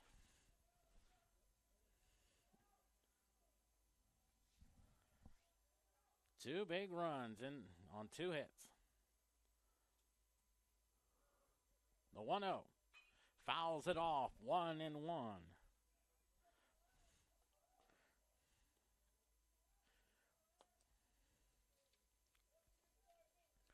1-1 to count.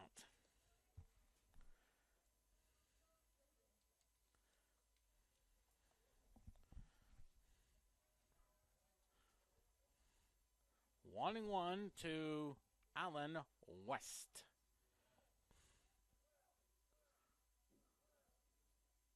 The 1-1.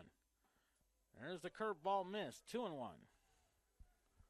Bottom of the 5th inning. 4-3 Central Methodist. Quentin Norris in the catbird seat.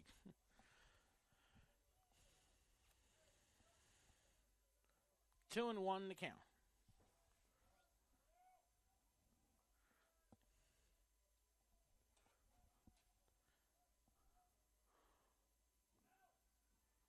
The 2-1. Hits a high fly ball in the center field. Center fielder giving chase. Makes the catch. Fitzgerald Jr. is headed for third. Here's the throw. It's cut off up the line, and he's in third. Another productive out there. And here's Tommy Girola, 0 for 2 on the day.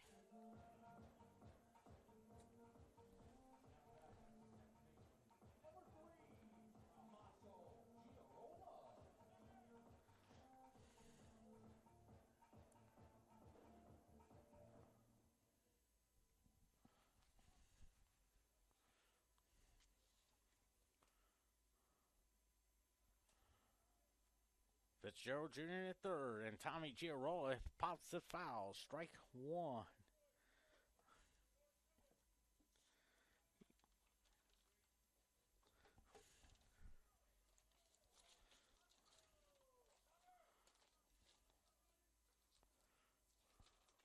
Oh, and 1 to count.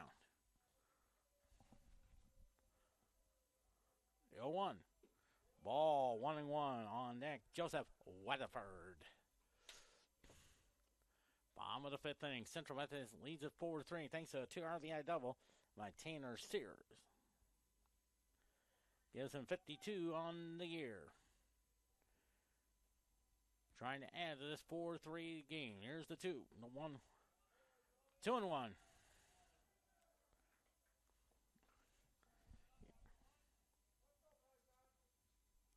Two and 1 to count. 2-1 to count. 2-1 pitch. Eye pop up there. I think the right fielder will call for it. Makes the catch. But Central Methodist gets 2 big runs on 2 hits. No errors and 1 left. We're through 5. Central Methodist 4. Park 3.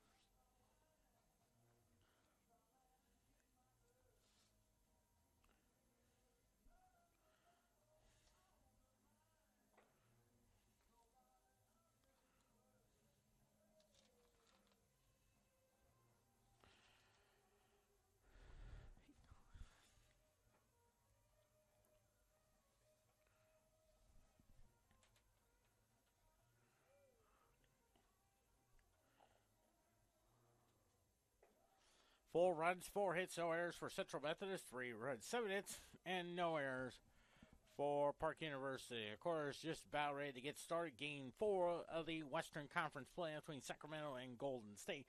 Sacramento leads that series 2-1. There's Turner up there, 0 for 2 on the day.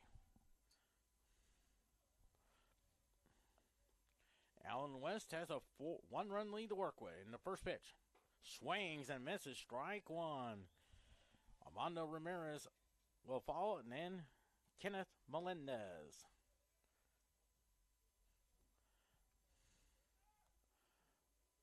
Oh, 1 pitch, strike 2. 0-2 now. I tell you one thing, Allen West is in a groove. And when he's in a groove, great things happen. 0-2 pitch. Ooh, outside, 1-2. If you look to the bottom of the 6th inning, you got the lower third. They are Weatherford, Tolliver Jr., and Duty.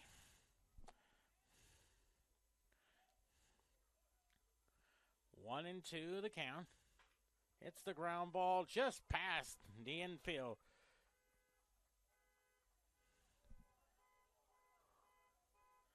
Eighth hit of the game for Park.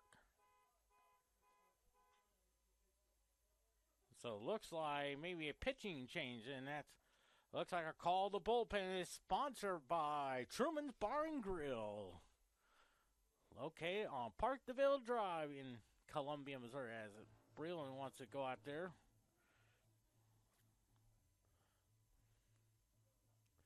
Wants to chat with not only with Allen West, but really for the infield.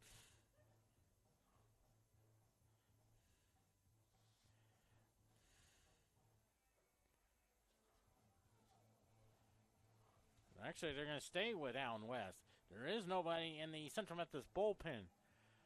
So, of course, our conference call is sponsored by Truman's Bar and Grill.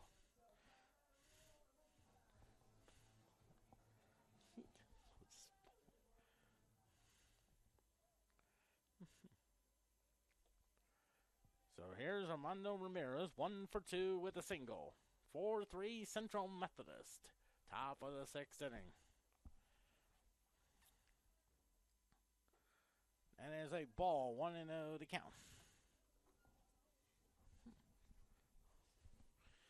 1-0 to count to Armando Ramirez.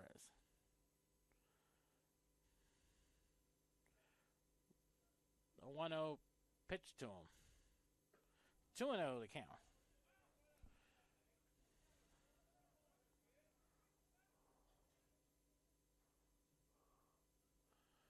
Two and 0 the count to Armando Ramirez. Kenneth Melendez will be on deck. 2-0 pitch. Hits the ground ball right through the foul, right past the third baseman. And that is another hit there. And suddenly Park has runners at first and second. For Kenneth Melendez, 1 for 2 with a single.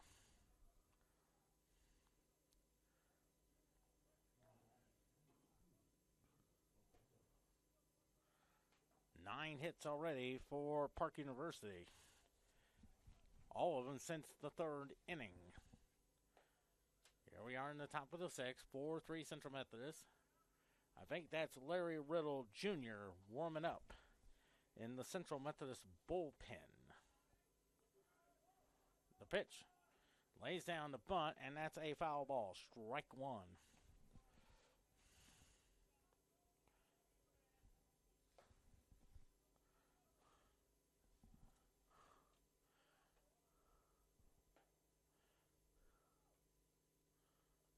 Oh, and 1 the count on Kenneth Melendez.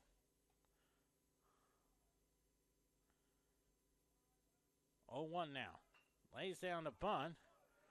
Duty's only play is the first. No! Bang, bang play. So now it's the bases loaded. I have a feeling that's going to be a base hit. That was a tough play there. Good effort there by Logan Duty. And now Breland wants an explanation from Derwin Merrill.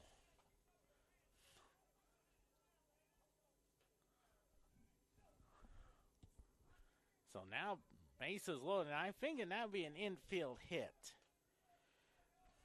Or it could be a fielder's choice. Daniel Maldonado, 1 for 2 with a single. Bases loaded, nobody out. First pitch to him. Unless they're going to change it to a fielder's choice, but in my calculation, that is a base hit. 0-1 the count.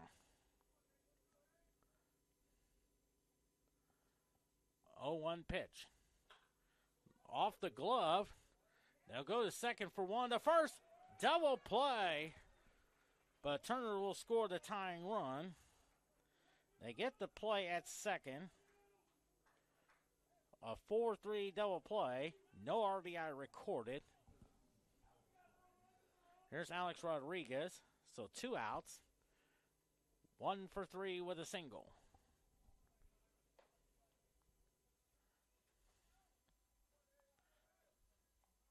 First pitch to him. That's a ball. 1-0 to count.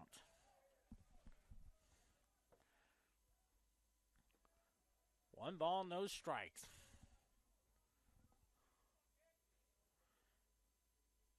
Yadiel Santana on deck. Strike. 1-1.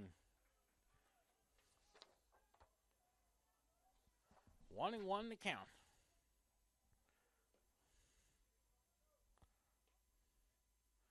1-1 pitch. 2-1. 2 balls and a strike. 4-4 tie. 2-1 pitch. Strike. 2-2. 2 balls and 2 strikes.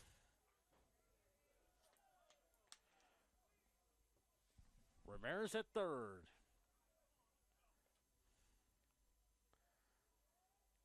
Two-two pitch. Fouls it off. 2-2.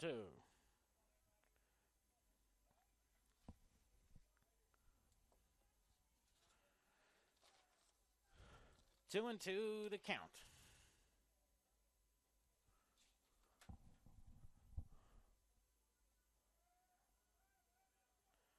Two-two pitch. Strike 3 called. So 1 run on 3 hits. No errors, 1 left. We head to the bottom of the 6th inning. A tie game at 4.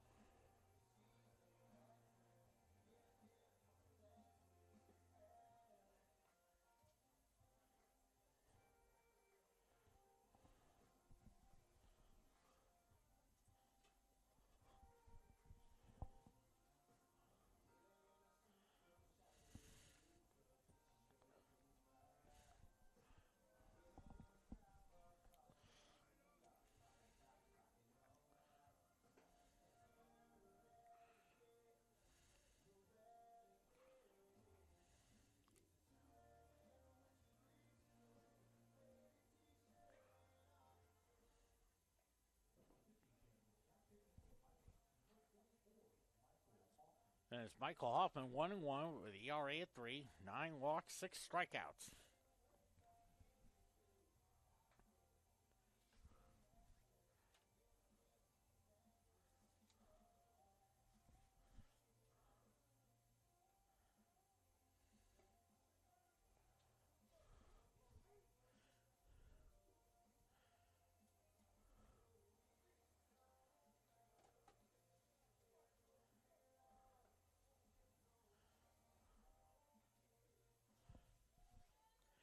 As Joseph Weatherford up there 0 for 1.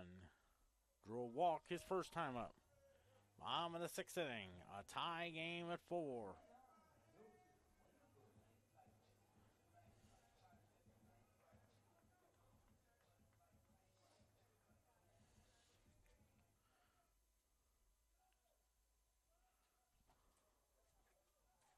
First pitch to him. Ball 1. 1-0 the count. Bottom of the 6th inning. 4-4 tie. Quentin Norris from the catbird seat. The 1-0. Strike 1-1.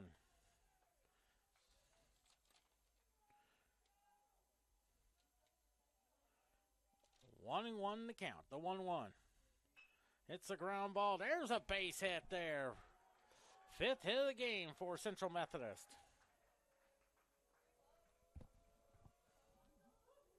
Go ahead runs at first. And now Terry Tolliver Jr. at the bat.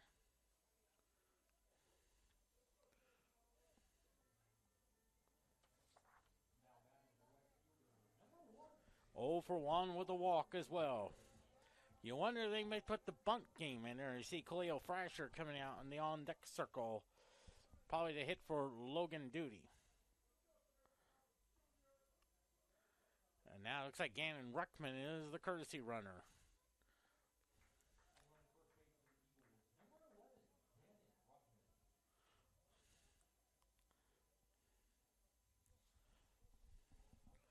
So now the go-ahead runs at first.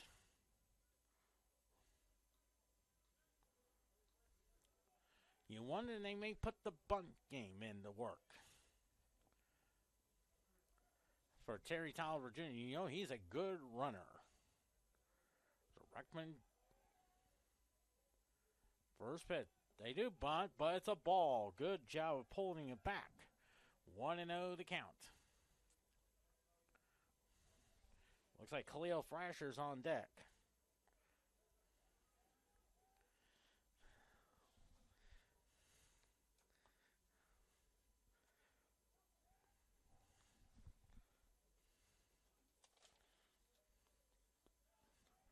One and 0 to count.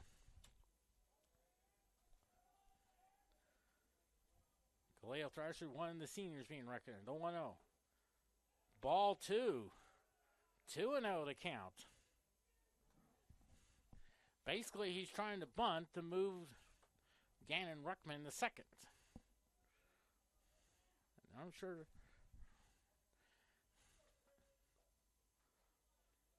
2-0 to count.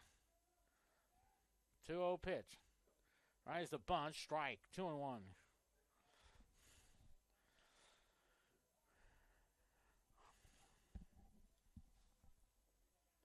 Two and 1 the count to Terry Tolliver Jr.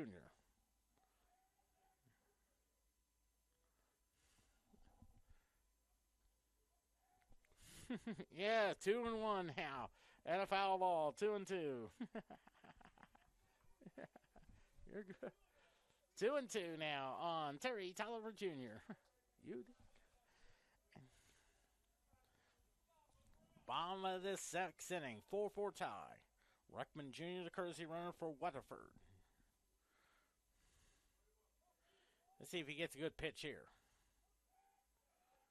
From Michael Hoffman, who just came in relief. 2-2 pitch. 3-2 now. 3-2 now. 3-2 the count to Terry Tolliver Jr. Ruckman's at first. 3-2 pitch. Ball 4. And now first and second, nobody out. That brings up Khalil Frasher.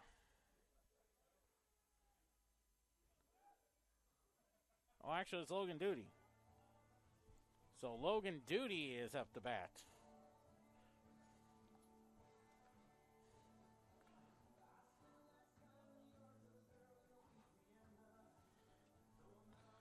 So now conference action there.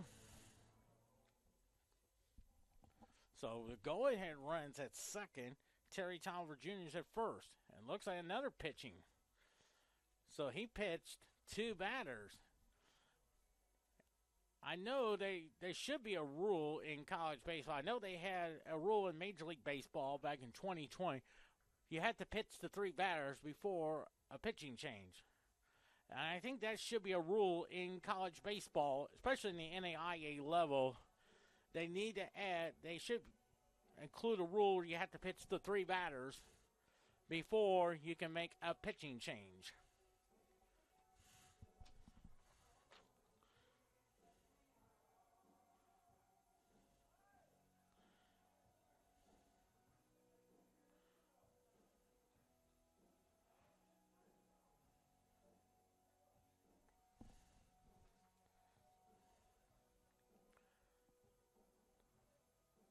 So it looks like they're going to...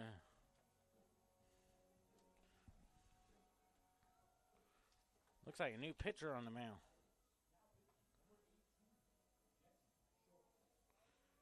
So Jesse Schultz, 0-2, 4.97 ERA.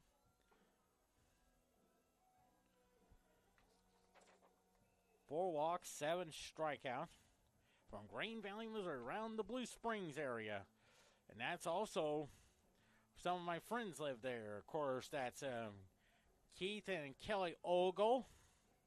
Both went to school at Central Methodist. One of my good friends from Slater, Missouri. Her hometown is in Gillum. Jennifer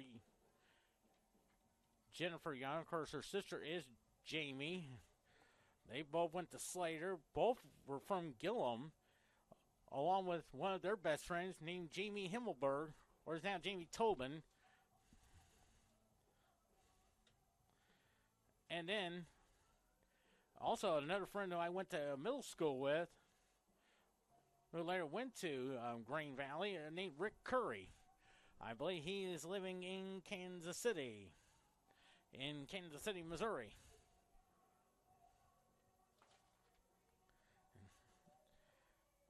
So now the situation is Joseph Weatherford is at second with the single. Terry, of course, Gannon Ruckman is the courtesy runner. Terry Tolliver Jr. drew a walk. And now Jesse Schultz is the pitcher. Heading toward the 3 o'clock hour. So now first and second, nobody out. Bobby Nichols the foul. 4-4 tie. And if Logan Duty can hit one in the corners there, that could score Terry Tolliver Jr. Lays down a bunt. Beautiful bunt there. Here's the throw to first. That gets away. Ruckman Jr. will score. They're going to hold Terry Tolliver Jr. at third. It's a 5-4 lead. I have a feeling that's an error on the pitcher. RBI number 16 there. And a 5-4 lead for Central Methodist. Here's Bobby Nichols. So Caden Doan is the courtesy runner for Logan Duty.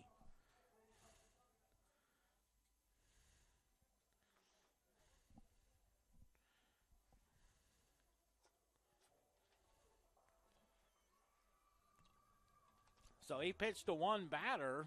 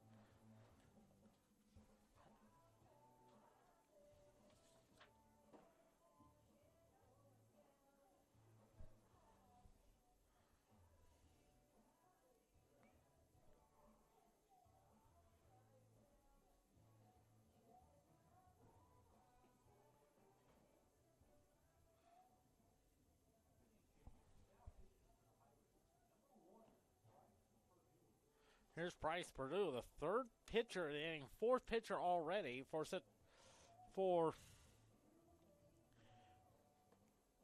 Park. That's Bryce Purdue, 1 and 2, 8.71 ERA, 8 walks, 13 strikeouts. He is from Blue Springs, Missouri. And that is where my friend Ken Hansen, who is the band director at Blue Springs High School. Of course, he's one of my friends that went to Central Methodist. And I remember he hung out with some of my friends. One of them was Damian Schaefer, Paul Baum, and Matt Dawson. Of course, his dad went to Central back in the 70s. He was a band director at Wentzville High School. Of course, his sister Kristen, I remember his sister Kristen also went to Central Methodist, I think back in 1995. I remember Ken Hansen played the trombone in the Central Methodist band, and also hung out with another friend named C.D. Story. Here's Bobby Nichols, 1 for 2 with a single and 2 RBIs. Am I on your way there, Natalia? Oh, okay. Just want to make sure. The infield is in. 5-4 Central Methodist. At third base is Terry Tolliver Jr. Caden Doan is the courtesy runner for Logan Duty. See if they can add some more runs there. Ball 1 there.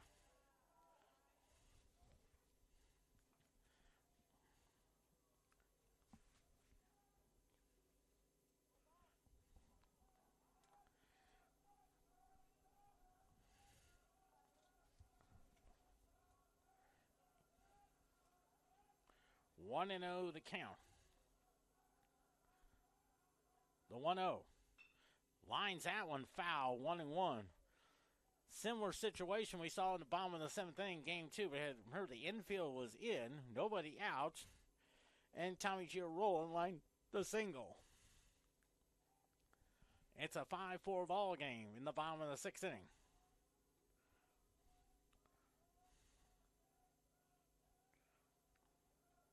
See if we can add at least 2 more runs there. There's a ground ball right through the drawn infield. Tolliver Jr. will score. 6-4 Central Methodist. Caden Doan will be at third. 3 RBIs on today for Bobby Nichols. And Bobby Nichols has 18 RBIs on the year. Robbie Merced up there. Here's Robbie Merced. First and third now. A little past 3 o'clock there on this Sunday afternoon. Infield in at the corners. 2 big runs there. Checks the runners, then a pitch. Lines a shot, that's a base hit there. Doan will score. Heading to third is Bobby Nichols, 7-4 Central Methodist. Still nobody out, and that is his 34th RBI. A 3-run lead to work with. Jeremy Conforti, 1 for 3 with a single. Of course, saw his dad. He just came up toward the press box area just a few moments ago.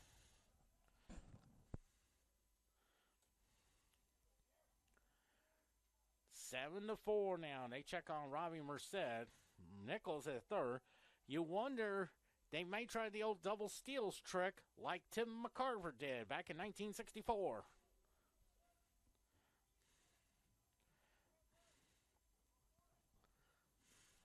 They check on Robbie Merced.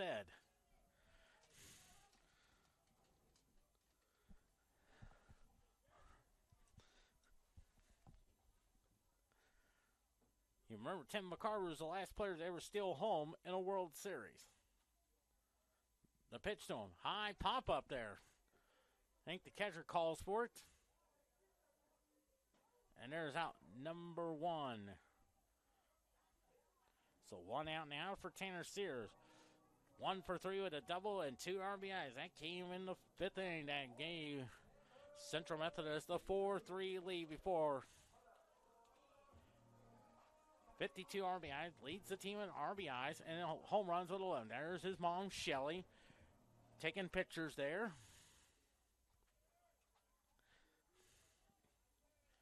3 runs, 3 hits, and an error so far. If he can hit one to the deepest park, that will score Bobby Nichols. And that's a ball, 1-0 to count. Alan West is on deck. 1-0 to count to Tanner Sears.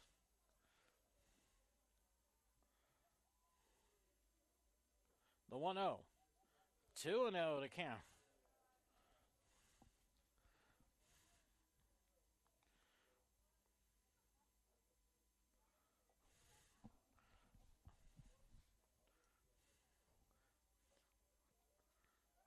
Checks on Robbie Merced. I thought Bobby Nichols was going to take off. And I tell you, the best ball player that was at the master reading the runner was Maury Wills. He did that in the 60s for the Dodgers. 2-0 to count, the 2-0. Lines it, base hit. Nichols scores and make it 8-4. Merced heads for third. His second RBI of the day. This third RBI of the day. 53 on the year. And here's Alan West. Here's Alan West up there. Now he has a 4-run lead to work with. On 4 hits so far. Still 1 out now. Actually, still, yeah, that's right, because Conforti popped out to the catcher. First and third now. Merced third.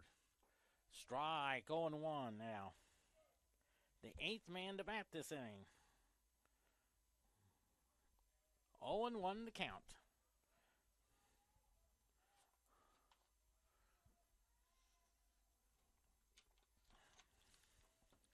Oh and 1 to count to Alan West. Nice stop there. 1-1 to count.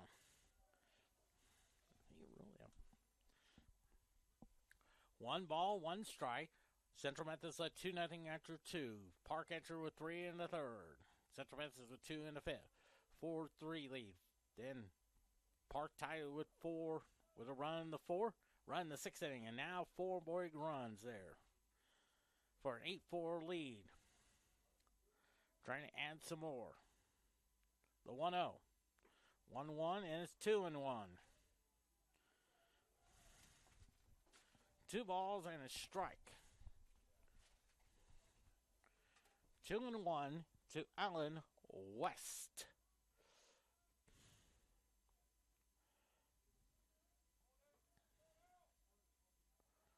Two and 1 to count. First and third. Fouls it all. 2-2. Tommy Giarola on deck.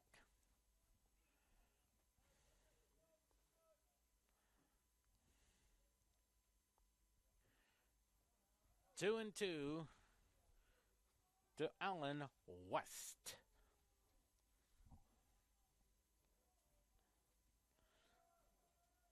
Two pitch. Inside, 3-2. Giarola is on deck. A 4-run lead there. 4 big runs there on just 4 hits. There was an error. We will have a 25-minute break in between.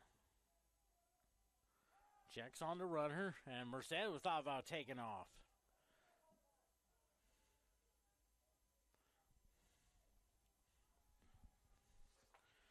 Fourth pitcher of the day, 3 this inning by Park. 5 innings for Guillermo Yelpe. Hits the ground ball, base hit there. Merced scores to make it 9-4.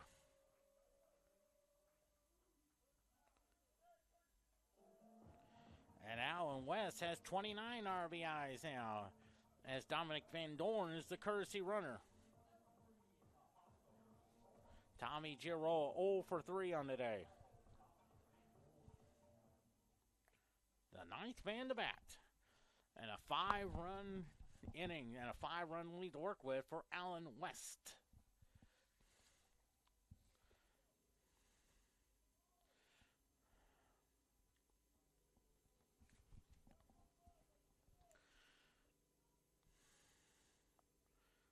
If everything holds true, Central Methodist will win number 31, 21-4 in the conference, and most likely will be the number have clinched the 1 seed.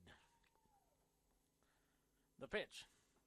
There's a strike 0-1 now in the bottom of the 6th inning. On deck is Joseph Weatherford. Remember, he started that 6th inning off with a single.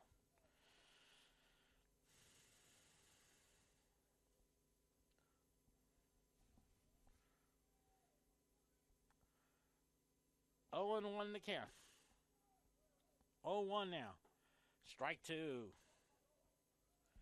0-2 the count to Tommy Giroux.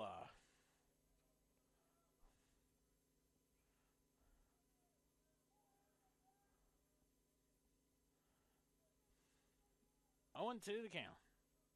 Time called.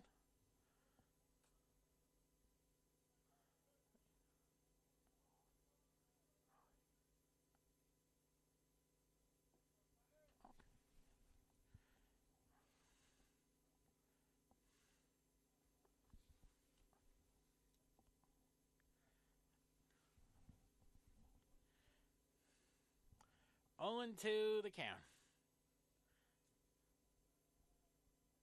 0-2 pitch. Hits the ground ball right through the hole there. They're going to hold the runners. So now the base is loaded full of Eagles.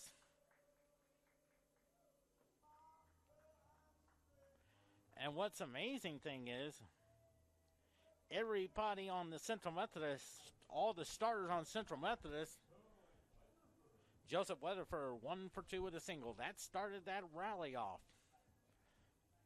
And looking at my scorebook, every starter has been on base 1 time. We may be looking around the 3:30 hour for game number 2 to start. Allen West is warming up, trying to get some warm-up tosses in there. The 10th man to bat. The pitch. Strike 0-1 now. 0-1 to count on Joseph Weatherford.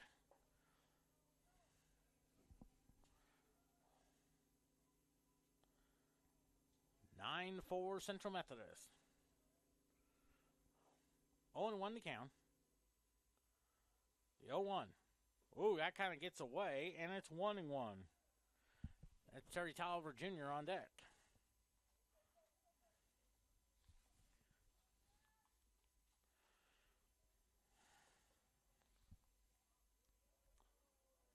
The only players that have not gotten a hit is Terry Tolliver Jr. and Logan Duty, but they've been on base. Base is loaded full of Eagles. The 1-1. That's 2-1 now. In the bottom of the 6th inning.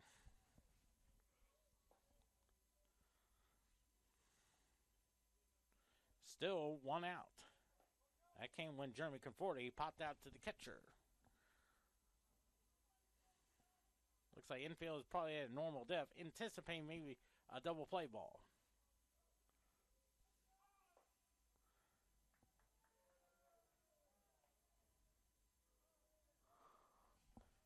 Three and 1 to count. So now it's 3-1 now. 3 balls and a strike. 3-1.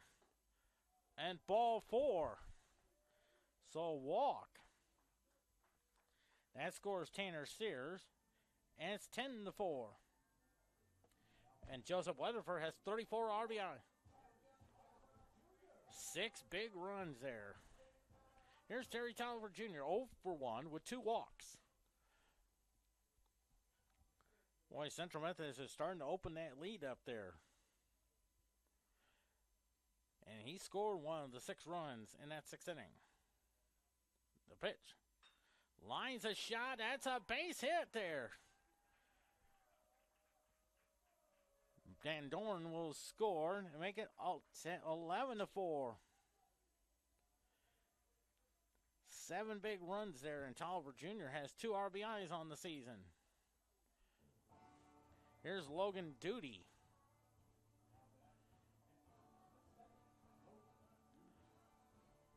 He drew an error, but drove in a run.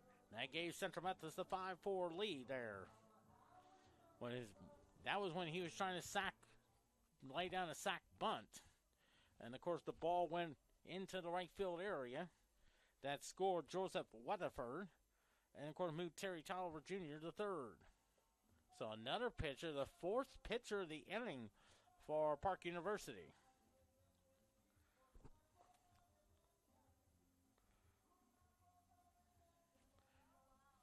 Guillermo Yelpe went 5 innings. Then you got Michael Hoffman, Jesse Schultz, Bryce Perdue have all been in relief.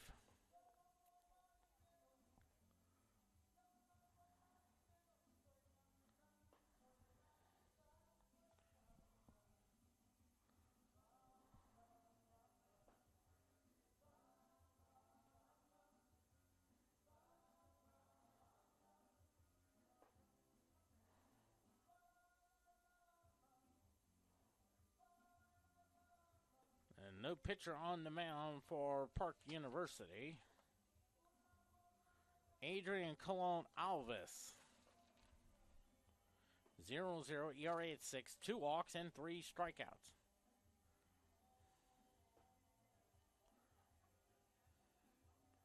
Seven runs in that inning, along with 7 hits and an error.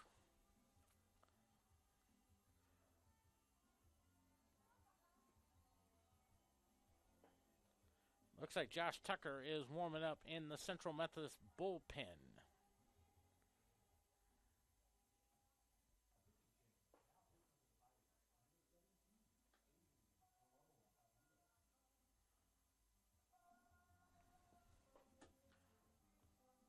So everyone moves to their bases. Tolliver Jr. at first. Joseph Weatherford at second. And Tommy Girola at third.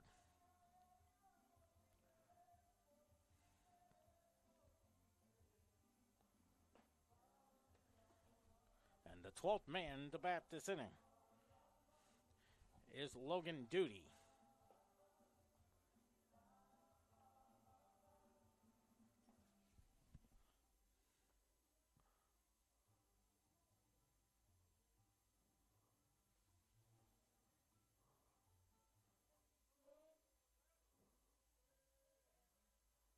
Actually, it's Khalil Frasher, the batter.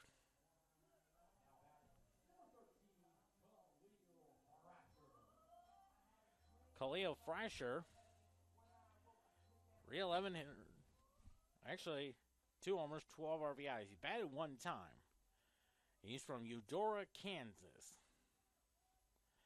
And I'm sure there's a lot of people in that area has met a person named Eudora. You remember, played Samantha Stevens' mom on The Bewitched Show back in the 1960s. And she always would pop in and try to scare Darren Stevens. 1-0 to count. The 1-0 pitch. That is 2-0 to count.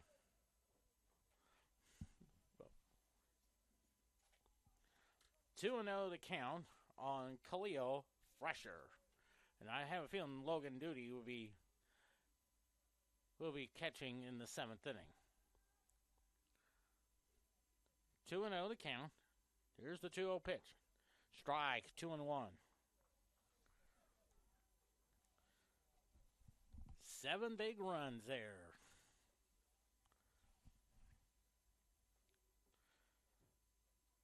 It was tied at 4, but Central Methodist scored 7. Taking an 11-4 lead there. Here's the 1-1. Just missed. Actually, 2-1 down to 3-1.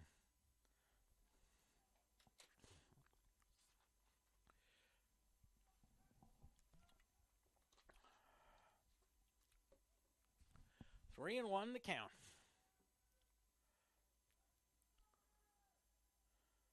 3-1 pitch. Strike two, 3-2.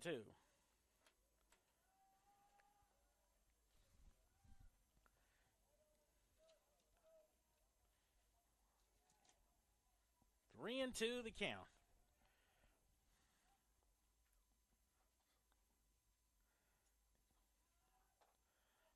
Three and two now. 3-2 pitch. Chopper. Going to be a tough play. His only play is the first. They do get Khalil Frasher. So 2 outs now. A run will score. That's Giarola. And an RBI for Frasher. That's number 13 on the air. And Bobby Nichols up there to make it 12-4. 1, 2, 3, 4, 5, 6, 7, 8. Yep. So 12-4 now, even though the scoreboard says 11, but it should be 12. Bobby Nichols, 2 for 3 with 2 singles and 3 RBIs. And it's a ball. The 13th man to bat this inning.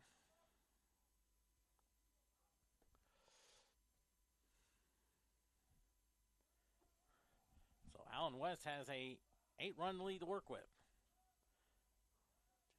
3, 4, 5, 6, 7. The 1-0. I think they did hit Bobby Nichols. Yes, sir. Here's Robbie Merced. 2, 3, 4, 5, 6, 7, 8. Yep. Here's Robbie Merced. 2 for 4 with 2 singles and an RBI. Scoreboard says 11, but that should be 12, ladies and gentlemen, with 2 outs on 7 hits and an error.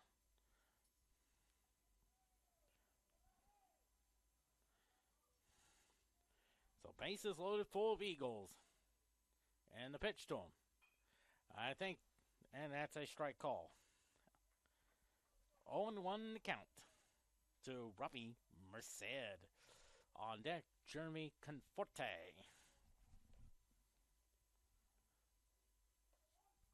0-1 to count.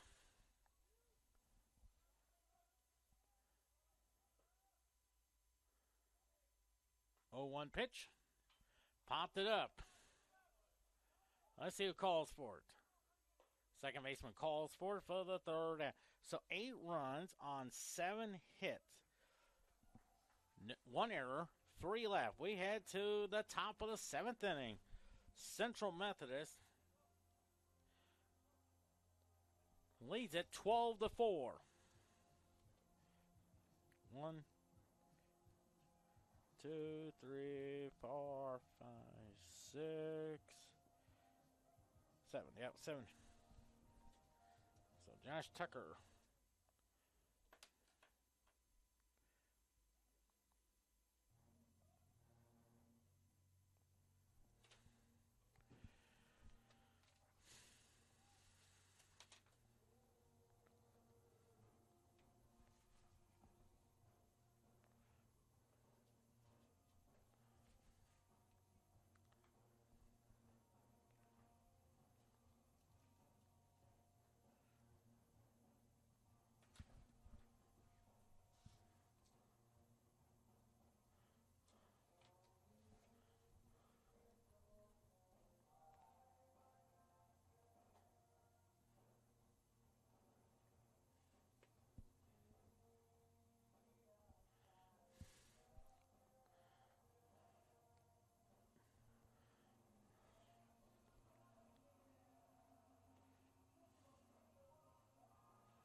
Let's see here.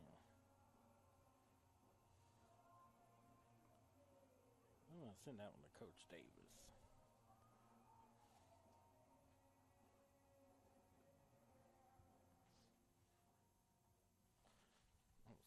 Right your way. Oh, that's the heater you got on.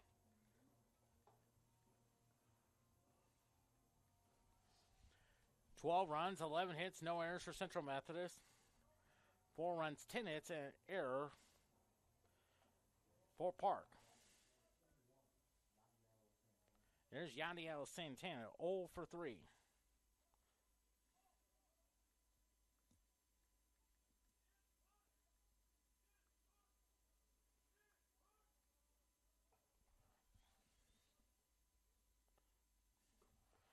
Strike call, 0-1 now.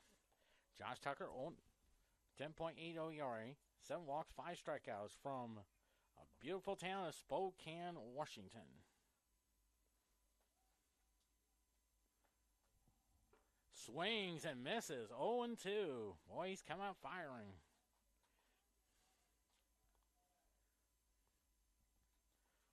Two strikes to count. 0-2 pitch.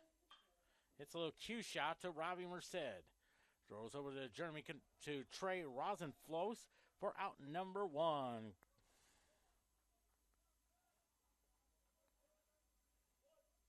So 1 out now. There's Bryce Dye. 1 for 3 with a single and 2 RBIs.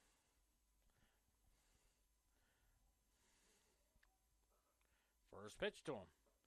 Strike, 0-1 now.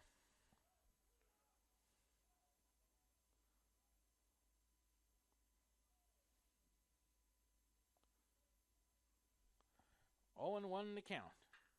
Hits the fly ball into right field. Tolliver Jr. plays it perfectly, fires it into second, and it's a 1-out double. Sacramento's leading Golden State 45-40.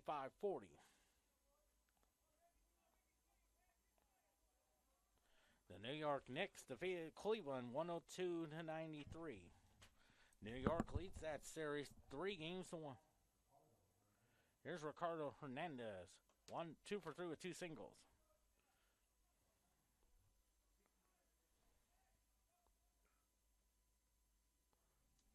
Only the 10th hit of the game there. That's a ball, 1-0 to count.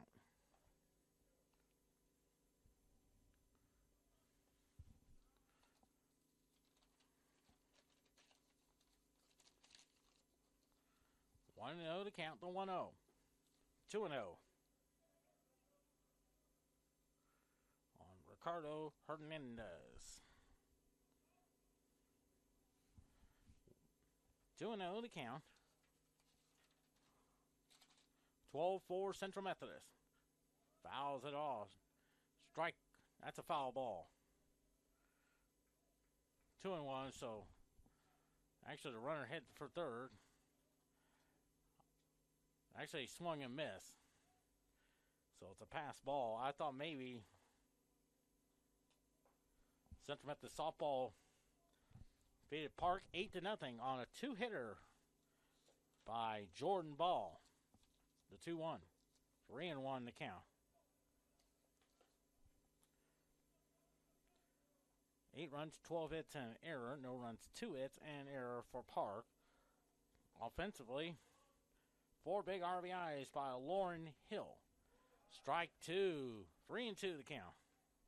Central Methodist softball is now 29-8, 16-3 in the conference. 3-2 pitch. It's the ground ball. Merced has it. Throws over the first for out number 2. Bryce Dye scores to make it a 12-5 ball game. Just needs one more out to go here in front of 40,000 fans here. Millions are on television.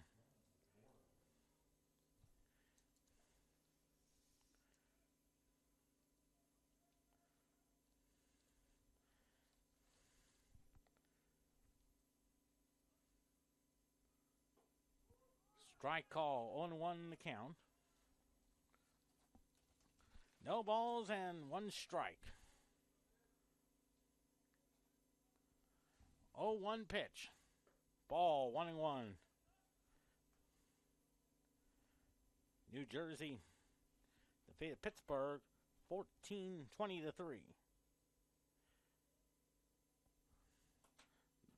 Ooh, got away there. 2-1. 2-1 to count. Actually, he was hit by a pitch. That's Trent Turner up there, 1 for 3 with a single. 6, 7, 9, 10.